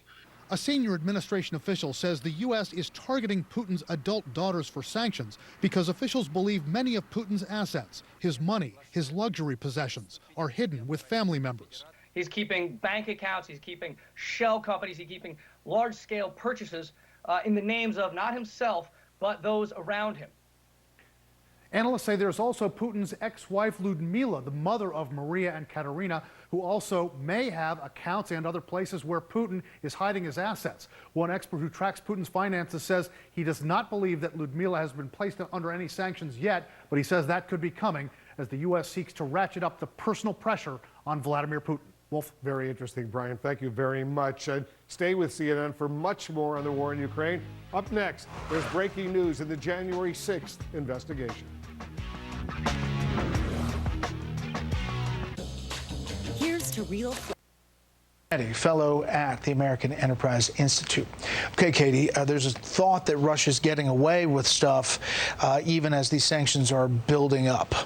Well, we've seen Russia and Iran's relationship get cozier, certainly over the last couple of years. Certainly, they've talked to Iran about what's happening. And for the United States, the interest that Americans have here is that Russia is now negotiating the Iran nuclear agreement on behalf of the United States and other countries. for the Obama or the Biden administration. So essentially, they were supposed to release this agreement, this new deal. It was supposed to be announced 4 weeks ago. All of a sudden, Putin decides to invade Ukraine, and the brakes get put on releasing that Iran nuclear deal. And the question is that a result of Russia now coming to the table and saying we want some sanctions relief when it comes to buying Iranian oil and evading sanctions that you are putting on us as a result of the Ukraine invasion, going around what the details of that nuclear agreement would be? Matthew, they're saying, the administration defenders, that the administration is doing a lot, and sometimes the wheels of these financial sanctions take a while. But the critics do have a point about the early sanctions that were meant to deter. The president said it never deters, but many in the administration said they were trying to at the beginning. Certainly in the lead up to the invasion, Brett. But the sanctions didn't deter the invasion. The sanctions haven't sent Russia packing from Ukraine, and the sanctions haven't deterred the atrocities that are now being uncovered in Russia-occupied Ukraine. Sanctions are a start. They're not enough. What changes the equation is military force on the ground, and that's why it's so important to give the Ukrainians the tools they need, not only to win the Battle of Kyiv, which they seem to have done, but to push in and to really thwart the Russian advance in the east. Mara? Yeah, look, the administration will say sanctions alone aren't going to change Russian behavior. That's why they're sending hundreds of millions of dollars, another 100 million just this week, of military assistance to Ukraine. But what's interesting about these sanctions, it's not so much that they're being evaded, it's that they're missing something. One thing they're missing is a ban on Russian oil and gas, which the Europeans are not ready to do. Every sanction that the president has announced, he's tried to do it with our EU and G7 allies or NATO allies. The Europeans aren't ready for that, and that would make a big difference. And also, there are a bunch of huge economies that are not participating: China, India, Brazil. And without them, it's hard to say that sanctions are going to have the desired effect. We should point out that the House did pass that referral to the Department of Justice on those two referrals, Mara, and the January 6th committee moves on. And this is about Scavino and Navarro not cooperating with that committee. Yeah, now we'll see what the Justice Department decides to do. There's been talk that maybe there's a grand jury out there about January 6th. So the investigation moves forward, but they don't have a whole lot of time, because if Republicans take over the House, the January 6th committee is going to be finished. Axios reports that the panel has obtained emails of ex-Trump lawyer that they tried to shield. 101 emails sent between January 4th, January 7th were turned over to the committee after a judge ruled that John Eastman failed to adequately prove attorney-client privilege to prevent their release. The emails purportedly show Eastman and other Trump aides discussing various methods to bar Congress from certifying the 2020 election results, including weaponizing the courts. Matthew, I wonder where this heads, whether we're going to see these kind of public committee hearings as a lead up to the midterms, the political implications of all of this, or what they're actually trying to go for. Well, Mara's right. Time is running against the January 6th committee, because it's unlikely that the committee will persist if the Republicans take the House of Representatives. But the committee should also be worried about precedent, Brett, because if the Republicans take Congress, all of the techniques that are being used to look into January 6th, which have broken some precedents, are going to be applied to Hunter Biden and his links to the White House. I want to turn really quickly to Greg Abbott, the governor of Texas, who just... Problems can happen. Symptoms include fatigue, appetite loss, stomach... More breaking news we're following in the January 6th investigation. The House of Representatives just voted to recommend criminal contempt charges for former Trump advisors Dan Scavino and Peter Navarro. Our congressional correspondent Ryan Nobles is joining us from Capitol Hill. Ryan, these criminal referrals come after Navarro and Scavino both refused to cooperate with the January 6th Select Committee. Give us the latest. Yeah, defiantly so. If you talk to committee members, Wolf, both Scavino and Navarro were asked to hand over documents related to the January 6th investigation. They were also asked to sit for depositions, and both rejected those invitations from the Select Committee, both claiming that they were protected under executive privilege, a privilege that they say was extended by the former President Donald Trump. The committee obviously feels differently. They believe that the current White House are the ones to decide whether or not there is a privilege claim, and they have suspended all privilege claims as it relates to this investigation, and therefore Scavino and Navarro should comply. This vote was 220 to 203, largely along partisan lines, although there were two Republicans, Liz Cheney and Adam Kinzinger, those two, of course, members of the January 6th Select Committee, who voted with Democrats to pass this resolution. Of course, Wolf, the big question now becomes, will the Department of Justice act? So far, this will be the third and fourth criminal contempt referrals that the January 6th Select Committee has sent to Merrick Garland, the Attorney General. He's only acted on one to this point, and that is for Steve Bannon, who's been indicted. He will have a trial later this summer.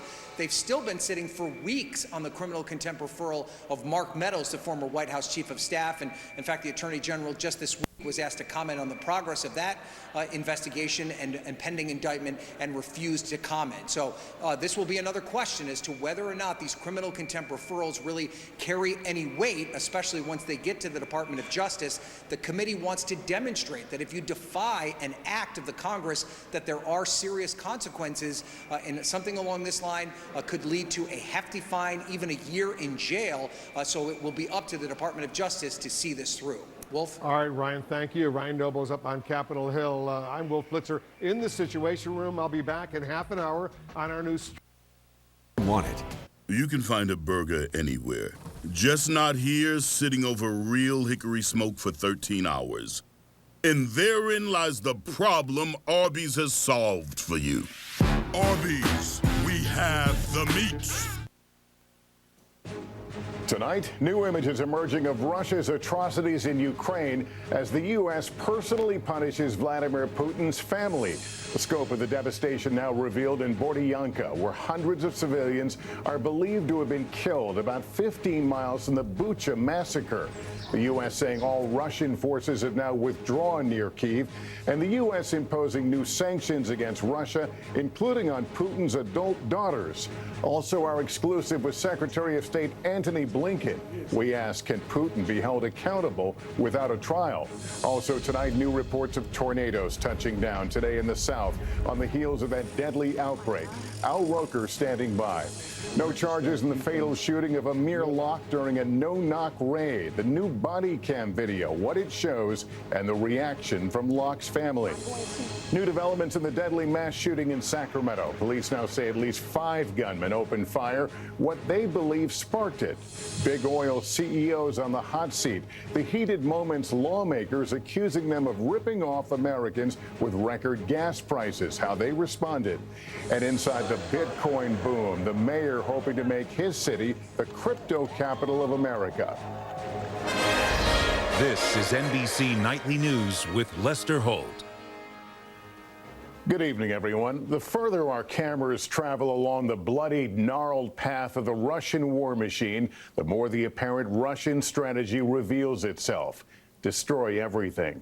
Arriving at the Kyiv suburb of Bordyanka, it becomes clear there was no safe place and no regard for civilian lives. Destroyed buildings in the Kyiv suburb now sitting atop the remains of hundreds who may have taken shelter. Their bodies still to be unearthed. Tonight, the Russian forces, after leaving their grotesque calling card in places like this, may be now heading to join in the destruction of Mariupol, where the mayor says more than 90% of the city's infrastructure has already been destroyed. Today, the White House announced more sanctions, including against some of Vladimir Putin's adult children. And the head of NATO offering a blunt reality check. The fighting, he said, could last many months or years. Richard Engel has the latest from Ukraine. Their destroyed tanks are all that remains of Russia's occupation of the town of Borodyanka outside Kyiv. And the holes in the skyline, yawning gaps in rows of apartment buildings. Today, Ukrainian rescue workers weren't digging for survivors here. They were trying to recover bodies. Local officials believe hundreds of civilians, many of them women and children, were hiding in shelters beneath these buildings, entombed under the remains of their homes. Residents today came back to salvage, mostly memories. Photos, little else can be saved. President Biden today imposed new sanctions on Russia for atrocities like this. banning new American investments in Russia and sanctioning Putin's daughters and other elites. Our sanctions are likely to wipe out the last 15 years of Russia's economic gains. Though U.S. actions so far have done nothing to stop Putin's assault here. In nearby Bucha, Russian troops killed civilians up close, shooting people in the head. In Borodyanka, most were killed by airstrikes, but as many or perhaps more civilians died here. Tetiana and her husband came back today. They'd escaped to another town. What is it like to come here now and see your home like this? I have no words. My husband is a builder. She says 30 years we were making this house for our children. Now we have no future here. We went up to their apartment. How many of your friends and neighbors died in these attacks? We just buried our colleague and her family. There were 3 of them, she says. Another of her friends, Ilona, and her father and her brother-in-law are under this rubble next door. Deliberately attacking civilians is a war crime, unless Russia can somehow prove these were military targets. Tonight, a U.S. military official says all Russian forces have left the areas surrounding Kyiv and moved north to resupply for a possible move to the east, to cities like Mariupol. The scale of the devastation in that city is expected to be even worse than what's been uncovered so far. Richard, we're all still trying to process the images you've shown us from around the Kyiv area, but what's happening in the east part of the country? Lester, we've only been able to learn about the massacres around Kyiv because Russian troops have left this area, but Russian forces are still encircling and attacking the city of Mariupol. And tonight, the mayor of Mariupol said at least 5,000 people have been killed there, including 210 children. Lester. Okay, Richard, thank you. Tonight, from the same devastated town, we saw in Richard's report a deeper look at the toll this war has taken on just one of so many families. Molly Hunter is there with a portrait of grief. Marina waved us down as we arrived in Bordianka. It was horrific here, she says. You have no idea. My neighbor had to bury her son in our backyard, she says. You have to come see. She takes us through the back gate to the shallow grave, but then goes to get her neighbor Taisa. 80-year-old Taisa has now buried both her children. She says her son Roman was 57. She'll rebury him in a cemetery when this is all over. In the back and in the front. She tells me Roman was shot in the back by Russian troops as he was walking away. The next morning, he was dead. The Russians are liars, she says. They're all liars. Her grandson, Dmitro, comes over. He returned. I came back, he's already dead. But it was too late. How did you find out that your father had died? When I go here.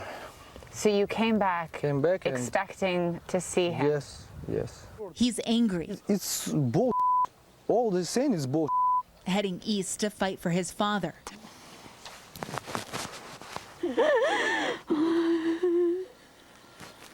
And Taisa taking my hands. You need to have a happy life. She wants to show us pictures at her apartment. That's Roman when he was little. What was he like? He was smart, she says. He spoke English. He brought me tulips on my birthday. She says she doesn't have any recent photos, so this is how she'll remember her boy. Lester, there are so many heartbreaking stories like this, but because there's no cell service in so much of the country, many people are just now learning about the death of loved ones. Lester? All right, Molly, thank you. And so what more should the United States do to stop this war and to hold Vladimir Putin responsible for it? Today in Brussels, Andrea Mitchell put those questions to Secretary of State Antony Blinken in an exclusive interview. The horror the Russians left behind prompting cries for justice as America's top diplomat rallies NATO to brace for a long war. President Biden has called Putin a butcher, a war criminal. You have said that the people responsible for the crimes in Bucha and those who ordered them will be held accountable. That's right. How can that happen without Vladimir Putin standing trial? The wheels of accountability can move slowly, but they move. And someday, some way, somewhere, those who committed these crimes and those who ordered the crimes will be held accountable. Today, President Biden got personal, sanctioning Putin's 2 adult daughters. Their family members are not allowed to hold on to their wealth in Europe and the United States while children in Ukraine are being killed, displaced from their homes. There are images from Bucha. As you describe it, the atrocities. You have small children. What do you tell your children? What would you tell them? Well, thankfully, they're too small to actually see that, be able to digest it. But someday they will. But someday they will. You ask yourself, what if this was happening in my town, to my kids, to my family? I think it only reinforces our determination to bring this to an end as quickly as possible. But President Biden is not punishing other countries helping Putin by buying his oil. Why aren't we sanctioning China and India? These sanctions are having a dramatic impact. But there are big loopholes, and Europe still is buying natural gas and still will for another year. There are loopholes that, piece by piece, one by one, we're trying to close. Sometimes that takes time. Time the Ukrainians don't have. Andrea Mitchell, NBC News, Brussels. Out of another big story we're following here at home. No let up tonight in the severe and deadly weather that has ripped across the southeast. New tornado watch is in effect. Morgan Chesky in South Carolina on the damage already done. Tornadoes, hail, and drenching rains lashing the south for the 3rd time in 3 weeks. That's a tornado right there. Storms from Texas to South Carolina spawning more than 50 reported twisters since Monday. In Alabama, residents rushing to recover from a potential double tornado that left a path of destruction. Look at this thing go! While tonight in Leslie, Georgia, funnels form as the massive system continues to move south. Nearby in Black Creek, Georgia, stunning video capturing a fast-moving twister tearing through Bryan County, where officials say one woman died. The outbreak of storms so intense, Lord help the ones that are... it prompted a rare tornado emergency in South Carolina. Hits you in the gut. Ronald Scott still can't believe it. The twister threw his garage into the woods, left his vehicles untouched, but shredded his entire home. Have you thought about what if you were inside there? So there's no telling where it would have slung me to. So I doubt if no way I could have made it if I was in there. Now, as storms intensify across the southeast, millions bracing for what could be another uneasy night. Morgan Chesky, NBC News, Allendale, South Carolina. And let's get right to Al Roker. Al, where is the threat tonight? Lester, we have expanding tornado watches tonight. Eastern Tennessee, central and southern Georgia, on into South Carolina with strong storms firing up. Right now, we've got 26 million people at risk, damaging winds, hail, and tornadoes likely, especially going into tonight. And then tomorrow, as the system moves off, 12 million people at risk from Norfolk all the way down to Fort Myers. Rainfall amounts are going to be heavy as we get into the Northeast. We're talking some places picking up 2 to 3 inches of rain. And Lester, the models are suggesting we could be looking at this all over again starting early next week. Lester? Oh, boy. All right, Al, thanks.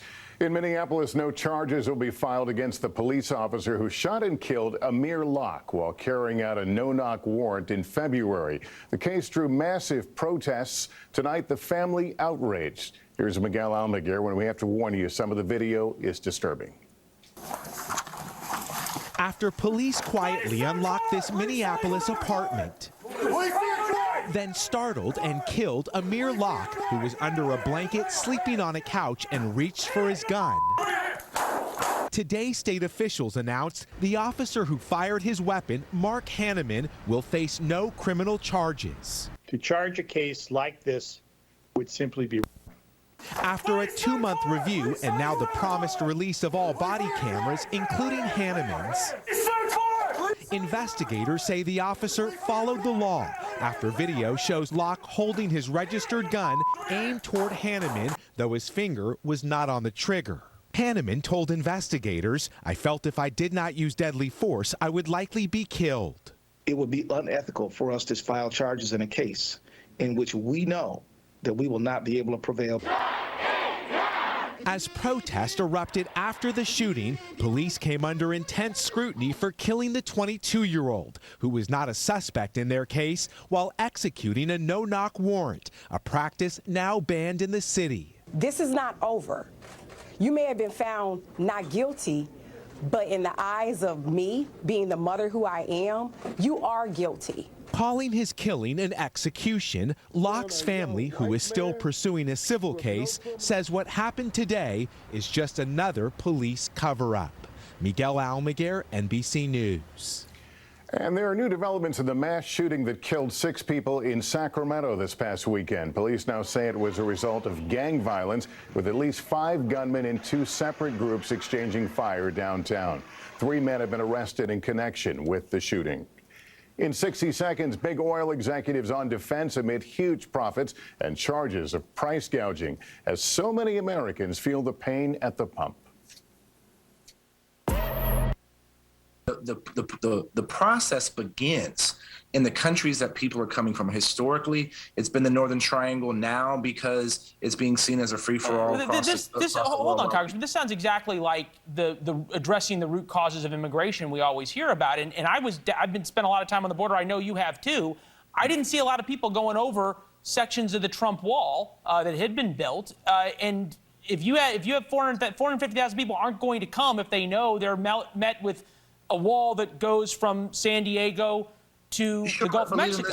There's parts of the border where it takes hours or days for Border Patrol to respond to, right? And so this is why you have to look. The volume that is coming in right now, the people are in essence surrendering to Border Patrol because they know they're going to get a bus ticket or a plane ticket to go somewhere in the interior part of the United States. That needs to be cut off first. Yes, we can be able to control our border and have what's called operational control and know absolutely everything that's coming back and forth across the border. That can be done. In some places, yes, you need physical barriers. In other places, you need technology. But potentially 450,000 people coming across a month, this is much bigger than a 10-foot high, 30-foot high wall. We can reasonably agree that the reason they're Administration in a free fall, and Kamala Harris may be the biggest liability of them all. Adam Carolla and Senator John Kennedy react tonight on Hannity. An attack another country on the 22nd or 24th of February 2022. Indeed. Thank you so much for that education for our viewers. Julia Davis, always appreciate you. Former ICC President Dr. Chile Ebo Osuji, thank you so much. And up next on the readout, women have been fleeing the bounty law in Texas for Oklahoma to get safe legal abortions there. But now Oklahoma is fast-tracking an abortion ban that is just as bad, maybe even worse than the one in Texas. Plus, Senator Elizabeth Warren joins me as President Biden announces new help for people struggling with their student loan debt. But does it go far enough? And don't be surprised to see the return of Trump's itchy Twitter finger. Elon Musk is the new power at the social media giant, and he is foaming the runways for the return of the trolls. The readout continues after this.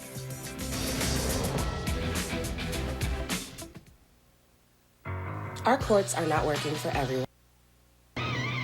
Age before beauty? You can achieve clearer skin. Don't use if you're... Continues to make this argument. Well, if I were on his place, I would say the same thing. Nothing is enough. When you are fighting in a war and you see what's happening to your country, you request for more. But we are doing everything we can in order to help Ukrainians without being part of the war. And you also have limitations. There are some materials that is very difficult to provide. Planes, for example. But without our support, the resistance of the Ukrainian army would have already reached an end. And certainly, President Zelenskyy wants more, and we will provide more as far as we don't get involved in a war. And meanwhile, it's as we say, inflicting unimaginable, terrible things on the Ukrainian people. You mentioned currency a moment ago, Mr. Borrell. I want to ask you about that because Hungary is now, Viktor Orban, its leader, who's just been reelected, is saying they will pay Russia for energy in rubles, as Vladimir Putin has demanded. In other words, they're going to break away from the EU. Should Hungary continue to be in the EU? Well, you know, the members of the European Union is not the same thing that the states of the United States. They have a much bigger degree of autonomy, and they can take decisions on their own on issues where there is not a concrete and binding decision taken by the Union. I regret that Hungary will do that, but they have the possibility of doing. In any case, Hungary is a small country inside the European Union. The quantitative importance of this decision is very small. Last question. When you see President Zelenskyy this week, if he were to ask you, is the European Union doing everything it can to help Ukraine, what would your answer be? At our level, at the level of the Union, we are doing everything we can, but we are ready to do more. Josep Borrell, High Representative of the European Union, thank you very much. Thank you.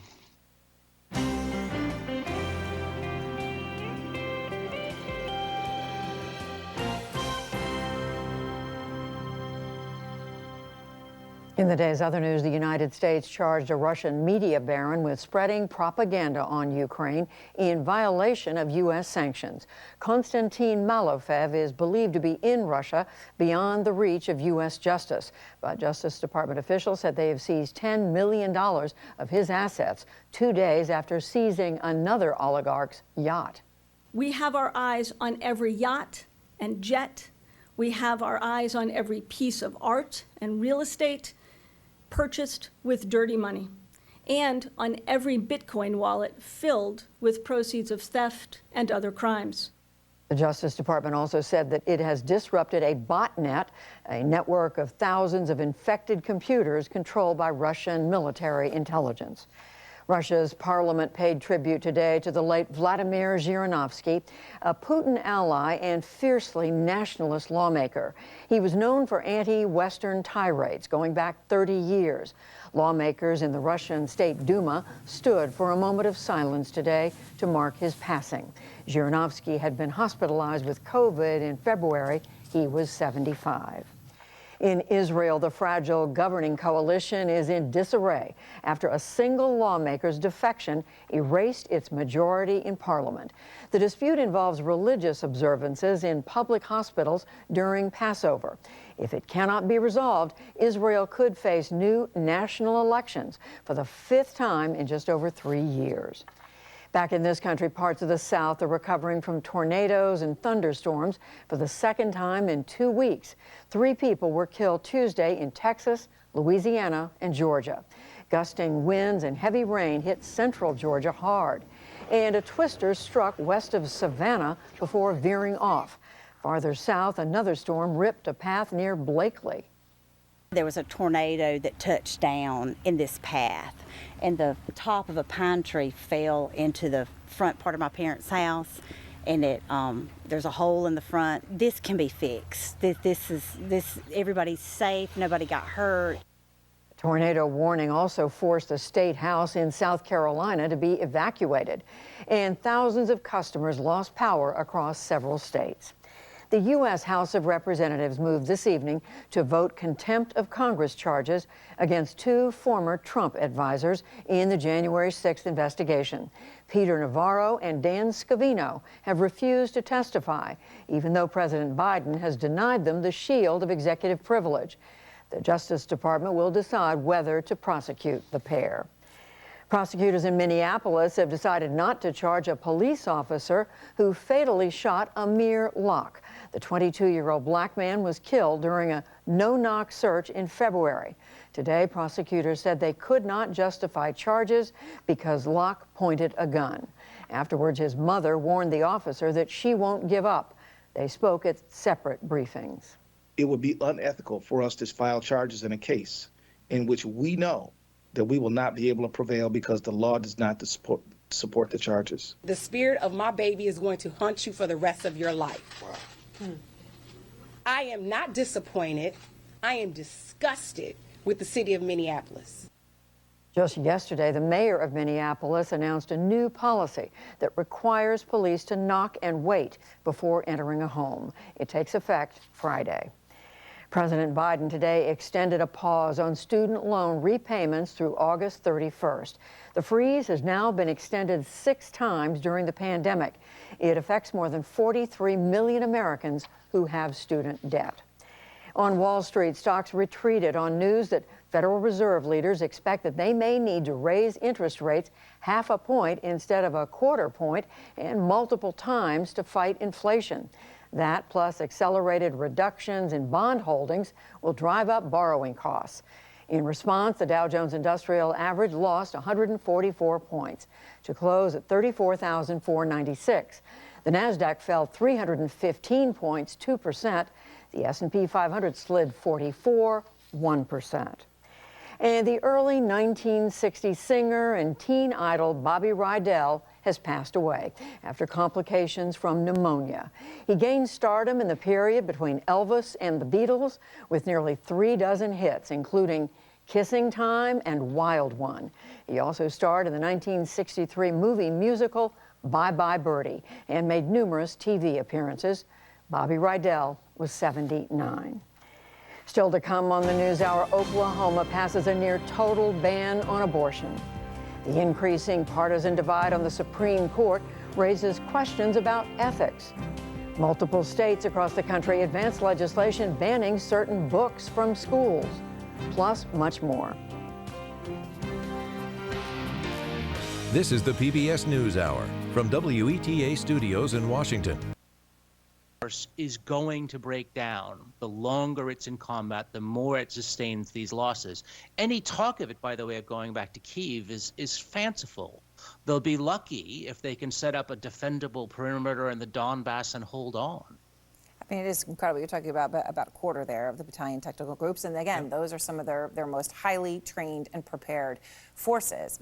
Colonel, so U.S. and Western officials, though, do say Putin hasn't given up on capturing Kyiv. You hear the professor saying that that's fanciful, but they say that Putin still has this goal of trying to reinvade Kyiv and removing Zelenskyy if they can consolidate control over the east. It's the if that is so crucial. You look at this math, and I don't think it's in the weeds at all, Professor, because I think this is what it comes down to when you're talking about military strategy.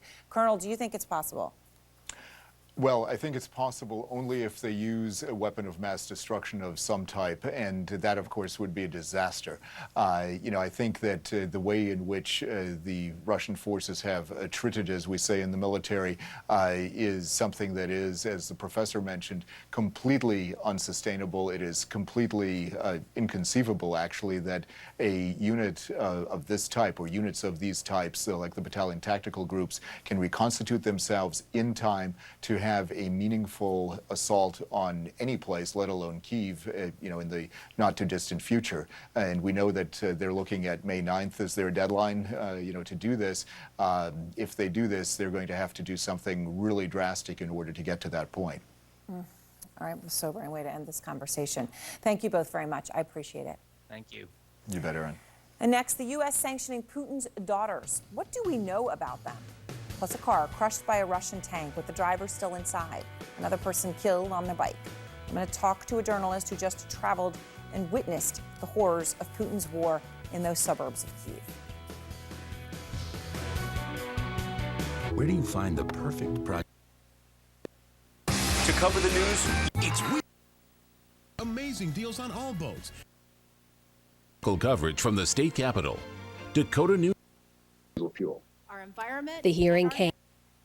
If you are nursing, pregnant, or plan to be. I'm making my way forward. 4 scoops of ice cream for the price of 1. Sweet.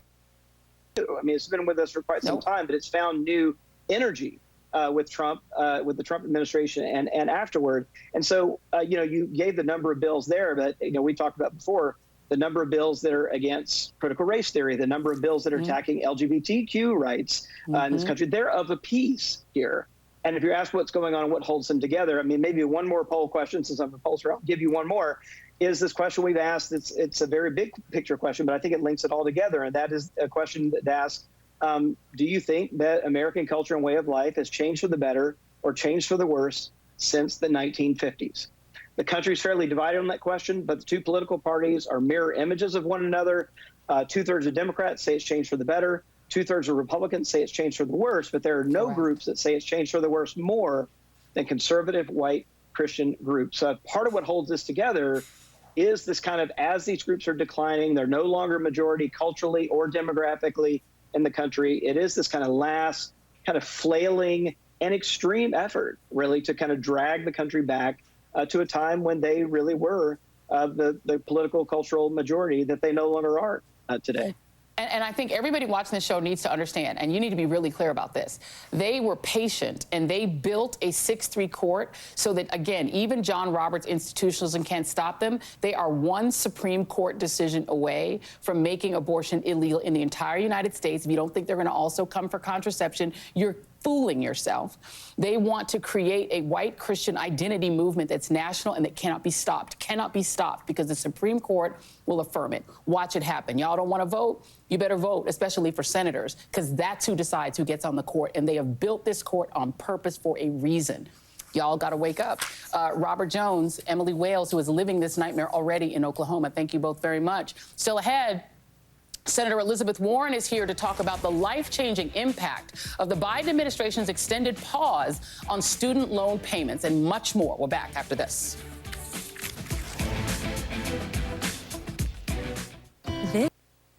I guarantee these will be the most comfortable slippers you'll ever own. Evidence for war crimes against the Russians who committed the most heinous atrocities. And we want to warn you, what you're about to look at is difficult. The torturing, raping, and murdering of dozens of civilians in Bucha, for example. Some of them had their hands tied behind their backs. This is just the latest example of Russian brutality. We've seen indiscriminate leveling of cities like Mariupol, which is now rubble, and there was no regard for human life. There was shooting civilians who were waiting in line for bread. This is the video of that incident. The Kremlin denies all of this, and Russia's foreign minister says anyone, so I guess that includes us, who reports on these incidents is a collaborator in the crimes of the people who actually committed them. We welcome in Aaron Matei, host of Pushback with Aaron Matei on the Gray Zone. Aaron, just so we understand, do you believe that there were horrific crimes committed against the Ukrainian people, or is that still up for debate? No, I think this is a war. It's pretty obvious that there are atrocities being committed by Russia inside Ukraine. Absolutely. When you say atrocities, do you mean war crimes per se? That's up for a court to decide, but I wouldn't be surprised if war crimes have been committed, yes. Okay. I mean, part of the problem is, as the Washington Post reported last week, Ukraine has militarized its cities. It's put its soldiers inside residential neighborhoods, which then makes technically a war crimes prosecution difficult to prove. But if I were to bet, has Russia committed war crimes you could prove in court? Yes, I would bet yes. And we can all agree that if people have their hands tied behind their back and a bullet hole in their head, that there's no justification for that. Absolutely. Okay. So this was your tweet, and this is what we thought was interesting. Conclusions being drawn from this story far exceed what it proves. Some bodies were next to what appears to be an impact crater, a.k.a. shelling during battle, not execution by gunshot. Hence why NYT also acknowledges that the causes of death are unclear, calling into question one of the New York Times accounts of this. If you believe the war crimes are being committed, why selectively edit the New York Times story to call it into question? How did I selectively edit the New York Times story? Well, because there was also, it went on to say that there were other bodies that had their hands tied behind their back and shot. Absolutely. But the problem there is we don't know who shot those people. That's why I also called in that tweet thread for a full investigation. The best thing you can do is get forensic pathologists on the ground to examine the bodies, and that could help determine the manner of death and the cause of death. Isn't that exactly what the Russians wanted in Syria to obfuscate what they did there? The whole full independent investigation, the whole, oh, no, we got to wait for the UN to investigate. We've got journalists there saying what happened. It's funny you raise that example because I've covered a very infamous case where if you want to talk about Syria, in April 2018, Syria was accused of committing a chemical attack in the town of Douma, where dozens of people were filmed dead. And the U.S., and along with UK and France, without waiting for UN authorization or an independent investigation, bombed Syria in purported retaliation. A year later, the OPCW, after a long investigation, came out with a report that basically aligned with the U.S. narrative that Syria was guilty. But then came an extraordinary series of leaks that I've spent two plus years covering, where the OPCW's actual investigators who went to Douma wrote up a report saying there was no evidence at all of a chemical attack, and their findings were doctored and then censored. So there's actually, when it comes to Syria and an investigation that was done, there was a major cover-up being done to basically falsely blame Syria and whitewash who I think who the real culprits were, which are sectarian death squads on the ground. Right, So but we can also agree on the other side. What I'm interested in is why you're so interested in calling into question, say, something that happened in Syria on one side, but your Twitter account is pretty void of, hey, look at all of these bad things that Vladimir Putin's army did,